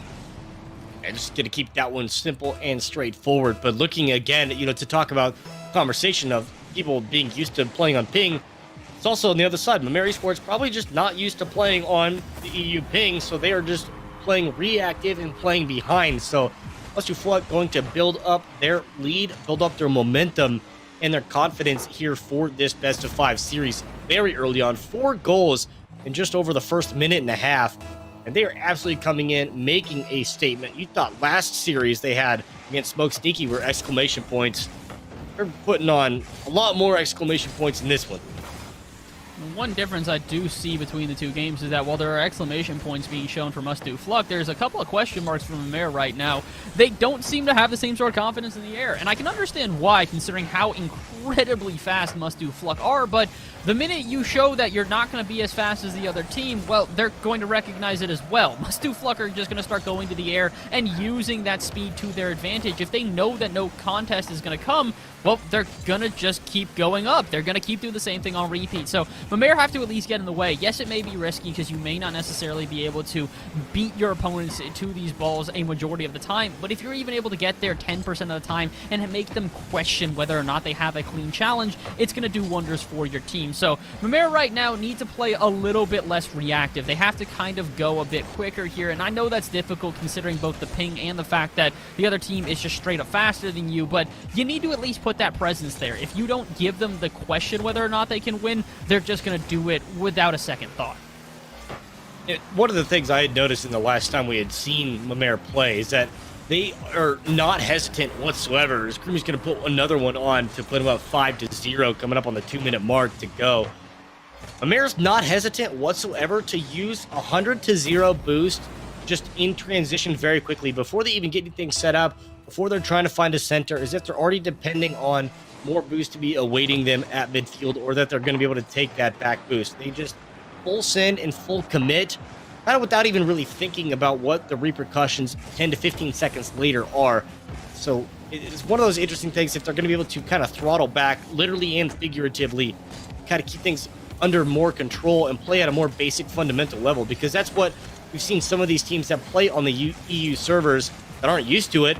They play at a more fundamental, basic level. They try to slow the game down because of the fact that the ping differences, and they can't keep pace with the team that's playing on 30 ping and just playing as fast as must2fluck have set this tempo at. Yeah, that's a huge thing. I thought for a second you were about to lean into saying that Europeans play a little bit safer, and I was about to go into, oh boy, the RLCS, they're going to have so many words about that one, as that has been a hotly contested topic for quite some time. But luckily enough, it's not going to make a difference what we call must-do-fluck. They can be hesitant, they can be aggressive, they can be anything, because they've shown themselves both flashy, they've shown themselves both aggressive, they've shown themselves saves, and they've shown themselves why they're going to shut out their opponents here in game number 1. And yes, I'm going to say they will shut them out, because Mamair Esports have not shown me a single chance at net, and all of a sudden I eat my words. Must2fluck apparently decide that we're done with defense for a second, and I don't even know what Rexo was doing there.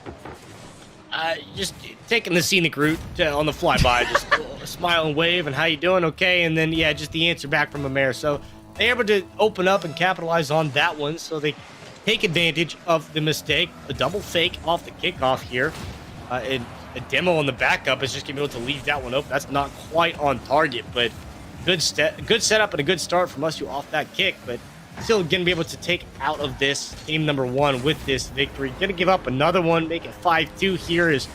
They're just having a little fun of this. I think even giving up a couple of goals, they're more than comfortable where they're at to be able to take this one and still be able to have the confidence and the momentum to go to game number 2, to go over to the NA servers and still feel like they can take this series. Yeah, 100%. I think they're just kind of having fun with this one, and at the end of the day, you really do need to have your spirits up in comms. If you are getting down on yourself and all of a sudden your mentality gets bad, it's not going to do you any sort of favors, and that's one of the biggest things we're starting to see with must-do-fluck, at least in the way that they are playing. They're going for flip resets, they're going for must-do flicks, they're going for normal flicks, demos, whatever it might be, and they're having fun with it, and that's the biggest thing here is that if they can keep their confidence up as they go into NA, they're really going to have a greater chance at beating Mamair Esports on their home turf. And I'll be honest, at this point, I said 3-1 initially because I thought that must-do-fluck might get a little bit flustered by the change in servers and the change in ping. I might be taking that one back. Mara Esports have not put up enough of a fight here on EU servers to make me think that this server change is going to be a drastic difference. I might be inclined to agree with you there, just from the statement that Mustufluk have done in this one and just how they've come out swinging on this. And yeah, I'm not going to full dive into that commitment yet until we get back to the other side, back to this side of the pond on the servers. But from what we've seen to start this one out, Mustufluk obviously in complete control of this one, but it is also only one game in the best of 5. We could see the next one come back. The Mayor could have found their number, know the answer, know exactly what they got to do to be able to take game number 2 out as game 1 comes to a close. To Mustufluk's side, 7-2, the final score of this one. We'll switch over to the side, get the server set back up, but a phenomenal start here from Mustufluk. Yeah, that is almost putting it as an understatement, to be honest there. I mean, phenomenal is... I don't even really know how to describe what we just saw there, because in my opinion, had Mustufluk not played as recklessly as they did for the last minute, that would have been a 7-0 start. They would have kept their opponent shut out. They messed around a little bit, had one open net where Rexo just kind of dove into offense, and then they had another one where Rexo, I think, intentionally bumped Creamy because he was just kind of messing around. And again, even at that, I feel like they take the advantage on a play like that. Yes, their opponents do score, but they keep their spirits high and show we can mess around and still take the win. So I don't know. This is one of these things where I do want to say that Mamera are still in this area. Extremely solid team, so I do not want to discredit them from the, the march that they've had to get here. But unfortunately, it's just not going to be that easy for them. And as we take a second to look at these replays brought to you by Microsoft ATL, it's going to show you guys exactly what we mean and how much dominance there was in game number 1. Creamy with his first goal kind of set the tone. A double touch off the backboard, and from there on out, every single goal that was shown by Mustufluk was just oozing confidence. Yeah, Creamy, that second one just a straight on. Rexo with a pretty standard fundamental double touch off the wall there. Just a lot of really great understanding of, knowing where you are, where the defense is, and just how they're going to be able to get the offense that they need to produce. And after that 3-0, 4-0, they are just pretty much on cruise control. They give up a couple in garbage time. They get one back the other way, make it 2, and they're still able to come away with that. So Mustufluk's offense really clicking where they needed to. Now, I'd like to see, going back to the NA servers, if Mamer can do just that, if they can come out with their offense and implement the tone and the pace of this game, because obviously playing very reactive to the other side, it was all for the Mustufluk side. That was their game, completely start to finish, and that was about it. Aside from, as you said, the time where they're just 60 seconds to go, just kind of, we'll have a little fun with it, see what happens. And okay, it is what that is. But to go to this next one, if Mamer can really kind of flip that script and turn over a new leaf, I'd love to see what they can do on their native servers and just I guess attribute some of those goals given to the sense that it was a ping difference. But obviously we already are at the expectation that Mustufluk probably not going to be too affected by this change. One big difference I will say for Mustufluk here is that they're probably the most familiar with NA servers of any team that I know of.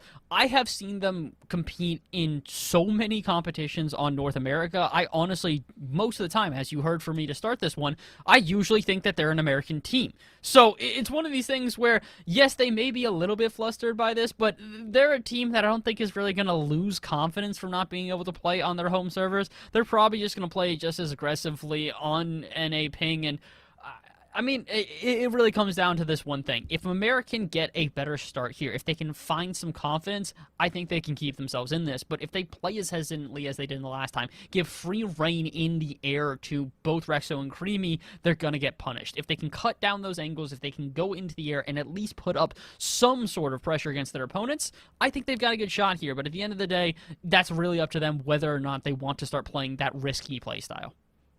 And I think we're going to see it all from that first 60 seconds of gameplay in this one, because of the sense of how is Mamer going to be able to come out of the gates? Are they going to be able to set their own pace and try to get their offense going early? Because obviously we know that Mustufluk's offense works, and because of the sense of familiarity with playing on NA servers, it's going to be one of those things of how does Mamer come out of these gates? And I think the first 60 seconds, not only is it going to set the pace here for this game, but I think for the rest of the series as well, because if Mamer can't do what they want to do on their own server, then they're not going to be able to do it probably period.com ever, because that's just unfortunately how good Must Do Fluck is. And then you start to get into the conversation. And I think after that first 60 seconds, like I said in game one, I'm not ready to commit to the dive that it's probably looking like Must Do Fluck might 3-0 going to the first 60 seconds of game two. That's probably where I'll be able to make a decision of, is this going to be a 3-0 or is Mamere going to be able to find their answer on their own servers? Yeah, 100%. The interesting thing is that we are getting only NA servers for the rest of these matches. It seems like Must Do Fluck has been generous in that, and they have given, sort of permission to Mamere to take the rest of these games on their own servers, which part of that makes me feel like this is almost scary. Further in favor of a Must Do Fluck 3-0. Because at that point, they're showing that not only do they have confidence that they're going to be able to win this, they have confidence they can win it on their opponent's servers. So that theory we had earlier where they might be a little bit flustered going on to their opponent's servers, starting to get tossed out the window a little bit. Yeah, that one's, I think, as good as gone here, just because of the comfort level. We give credit to teams that play on the NA servers, because, as I referred to them last week with him, people that are accustomed to playing on NA servers from EU are simply psychopathic. There's no reason that you should be used to playing on 100+ ping, because that is a torture device that you're putting on yourself. But for some reason, a lot of these teams that keep showing up in these community opens are just that. They're just that level of psychopathic that it just works for them. Must Do Fluck going to be one of those teams now falling into that category. Creamy's going to be able to get the first goal. Rexo's going to get the second one, 16 seconds in. I think I'm ready to commit. Yeah, I don't really blame you. Unfortunately, part of the issue is that Mamere don't seem to really have their, I'd say, peak performance right now. That touch in front of the net was not what they needed, and the follow-up where K, didn't follow it up, is making it go from bad to worse yet again here. It's really unfortunate for Mamere to where they're trying the best to keep themselves in this one, but at the same time, they kind of have just had their confidence drained out of them. Normally, I would expect Mamere to actually be making a plethora of the saves that are arriving right now, but considering how just brutal game number one was, it seems like all of that confidence, all of that momentum has just been drained out of the team. Yeah, and also to the same degree of when your opponents agree that, hey, yeah, we'll play on your servers, it's no big deal. Just, obviously, from game one, they're in high spirits, as they should be. They won 7-2. And obviously, they have a lot of confidence in their abilities, as they should. They're in the grand finals. And they beat arguably the best team in the bracket, outside of who they're playing now, who's, of course, to be the best, you got to beat the best. Must Do Fluck have kind of made a statement that they are the best, because I think they've beaten the best team in Smoke Sneaky. Mamere Esports just happened to be their next victim along their path of destruction, and Must Do Fluck's direction to win $125 here out of the 175 prize pool. And it's just one of those things, talk about Smoke Sneaky losing early on in their bracket, and how, they have had bad luck in qualifiers where they face off really good teams, round 2, round 3, round 4, where you'd like to face those teams later stages of the bracket, so you at least get something to show for it. Mamere's done that. They've got through the bracket, they beat the good teams, now they find a great team awaiting them in the grand finals, and you'd rather face them now than round 1, but it's still not a great time when you do face them.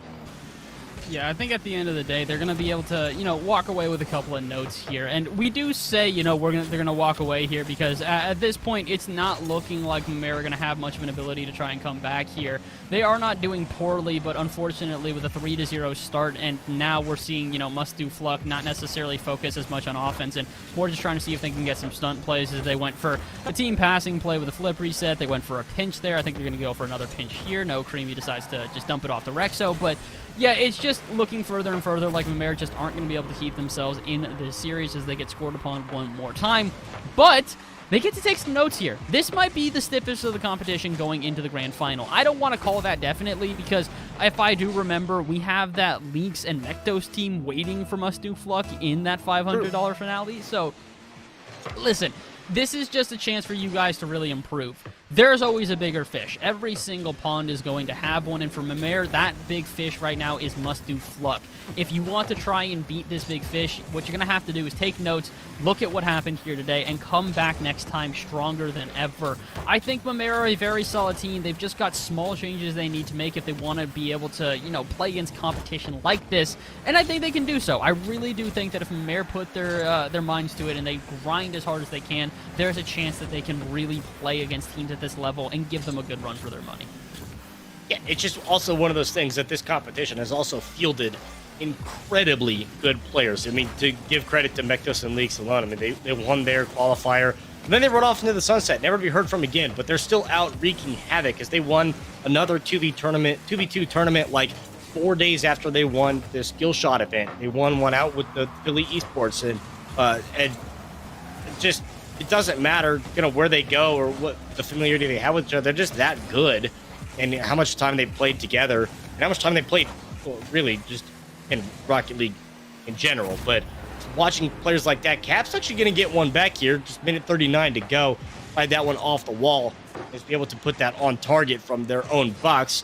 Be able to send that in and gets one back, but still, I think Must-Do Flock in control of this one. And it's kind of weird, like, as we're in this conversational standpoint of writing this series off, when it is a 1-0 series, and we barely started getting into game 2 when we're virtually already writing it off. There is still plenty of ways that Mimir can find a miracle run if they hit their ceiling and Must-Do Flock just hits the floor in the next 90 seconds. There's still a conversation to have. It is just not very likely. If we're going off the sports bets, it's like you're breaking even if you bet on Must-Do Flock right now. It's not worth your time to bet on him. No, not at all. I think at this point it's really in the bag. I think that Mimir, if they want to try and find some sort of way to counter Must-Do Flock, start taking advantage of the recklessness that we're seeing, because Must-Do Flock are definitely not playing this one as seriously as they did in game number 1. Game number 1, they were focused on making sure that if they had an open net, they were scoring. They were setting the precedent of what type of series this was going to be. Game number 2, now you see, well, they're going for shots like that. They're not going for shots like that. I should take it back. They're hitting shots like that as Creamy finds a 6 goal for his team. But this is reckless. Look how much time in between that Creamy has just sort of an opening for the other team to counterattack. If you can recognize that and take advantage of it, there's a chance. But at the same time, if they start recognizing and taking advantage of that, I think that Must-Do Flock might also stop playing as recklessly. Also true. It's just a matter of the give and take. Kay's going to get one back, so they make it a 6-2 here. They're both players were expecting go left, go right. Didn't go either, just went straight down the middle. So Kay sends that one in and gets them in from this point to get a 6-2 scoreline here. Another 60 seconds to go before it looks like Must-Do Flock going to take a 2-0 series lead. Of course, a best of 5 in this one. So still got one more to go after that. Rexo recognizing, okay, we'll give one up, and then we're going to take it right back. I love that he makes this look like it's just another standard shot. Let me air dribble it literally across the entire pitch, and then let me hit the toughest angle in Rocket League, basically. And, I'm just going to drive away normally, just like as if it's a casual Sunday stroll. I mean, this is just ridiculous at this point. Must-Do Flock are absolutely annihilating their opponents, and they're doing so really in whatever fashion they desire. It is unfortunate. Mimir Esports are a really good squad. I repeat this again. Oh my word, Cap does actually have a bit of a stunt of his own. And again, this is sort of the issue, is that if Mimir had started off this way, they might have still been in the series, but their confidence was just drained so quickly in game number 1. Yeah, it's pretty much just a kind of, well, I can't think of a good way to say it other than the fact that it's just brutal.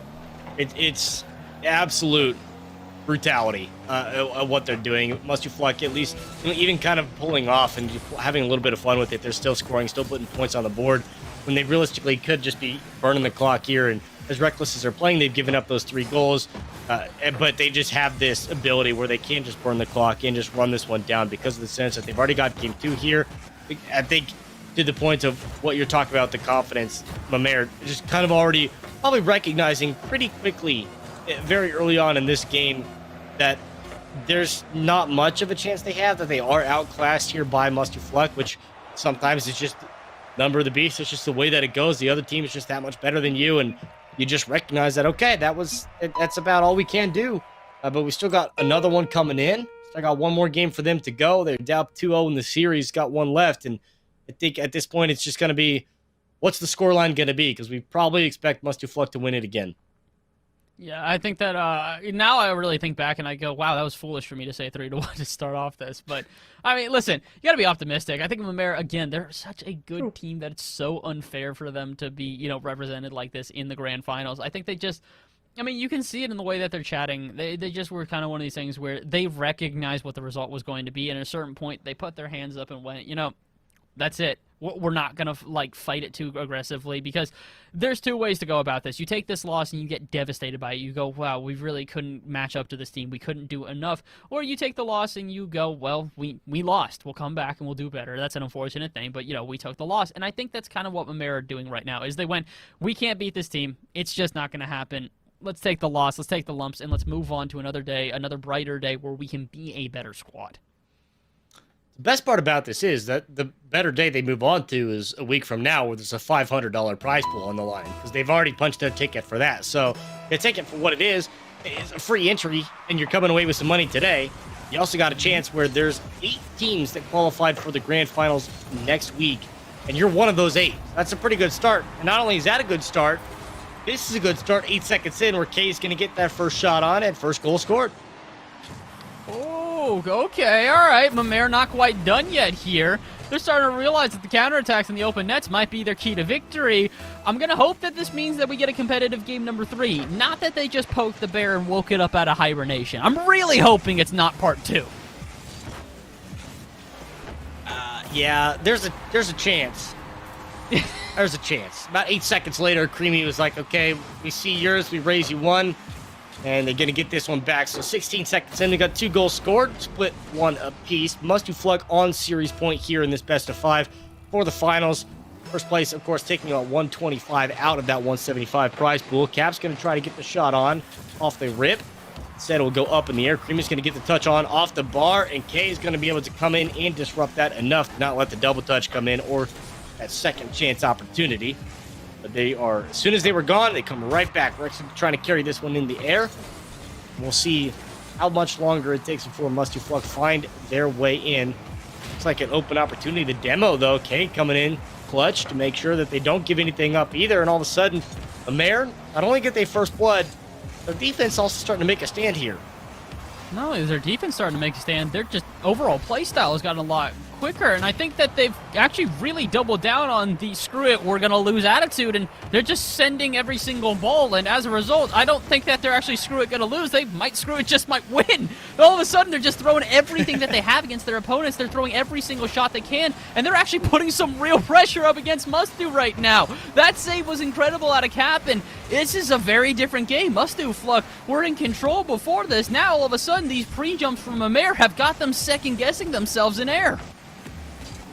It's a great change of pace here. Creamy's going to be able to find that one up, but it's just unfortunate that the amount of time being spent on this side, the heat map, is just too favored here for the Must Do Fluck offense. And another couple of opportunities, eventually one will hit, and they do get their go-ahead goal. 90 seconds down. Must Do Fluck with a 2-1 lead. We'll see if the pressure from the Mamere is going to maintain because, like you said, they have kind of just full sent it. And just really nothing held back because they got nothing else to lose at this point. Their backs are against the wall. They're on series points. So you might as well. And it's kind of working. I mean, they're doing a great job so far here. They're really putting the pressure on against their opponents. And as K comes from the ceiling for that one, you got to wonder if Must Do Fluck are kind of sitting here going, what's happening? They probably didn't expect this much resistance. They probably were hoping that the team would kind of just bow out and say that's that. But instead, they're going to tie this game up with under 3 minutes remaining. And Must Do Fluck, their recklessness from before is really coming back to bite them. It's almost, this is like exactly what you said in the last game. Like, hey, just recognize that there is a hard commit on the offense from Must Do Fluck. If you can find a way out and get yourself in a quick counterattack, then maybe you got a chance to get the open net. And that's exactly what K did. Gives them open net, gives them an equalizing goal. I went up on the halfway point. Mamere Esports showing signs of life. They're not only showing signs of life, they're showing signs of a possibility to win this one. But as we do give them compliments, they finally leave their back half open. but Rexo misses the shot. You can tell that everyone on mustdofluck is getting a bit flustered because they would never miss a shot like that, but all of a sudden, Mamair put the pressure on, and they're not necessarily making every shot. They're not even making every touch, as there's a whip on the back end, and mustdofluck, this is your time to prove why you made it to the finals against Smoke Sneaky, not the time to buckle under the pressure. This is an interesting turn of events here for what we're seeing. K try to get this one out of the air almost, but Rexo is going to be able to disrupt that in the box. Gets the demo to make sure Creamy doesn't get anything to say about this. Rexo trying to play this off the wall, does, but K with the free jump is going to get the deflection. Creamy coming off the respawn. And they're spending a decent amount of time on this side of the field, but again, Mamairs, they already know kind of where everything's going and what everything's going to happen here, so they just have a better understanding in what mustdofluck are trying to do. They're kind of answering everything on this defensive front. Like to see them have a little more chances on the offensive side, but minute and a half to go here, still gridlocked at 2 goals apiece. This is a very interesting game, which could make this series significantly more interesting. Oh yeah, 100%. mustdofluck at this point have, I'm going to be honest, they kind of thrown away all the momentum they had in the first 2 games. First 2 games were absolute domination to where Mamair didn't even really seem like they might stay in this one. And then all of a sudden, game number 3 comes around, and these more intricate plays that mustdofluck are going for are getting cut off on repeat, and now they're panicking. Their standard shots aren't even on target, and they don't know what to do. This is a completely different mustdofluck team, and I gotta wonder, Mamair, if you can't capitalize now when they look at their weakest, are you going to be able to beat this team at all? This is your chance. This is the time for you to prove why you're here in the finals, to prove why you are a solid team, and give a good run for your money against mustdofluck. Start the reverse sweep. Get a win here and run with that momentum. Yeah, I forgot to mention before this game started, we didn't do the Cloud9.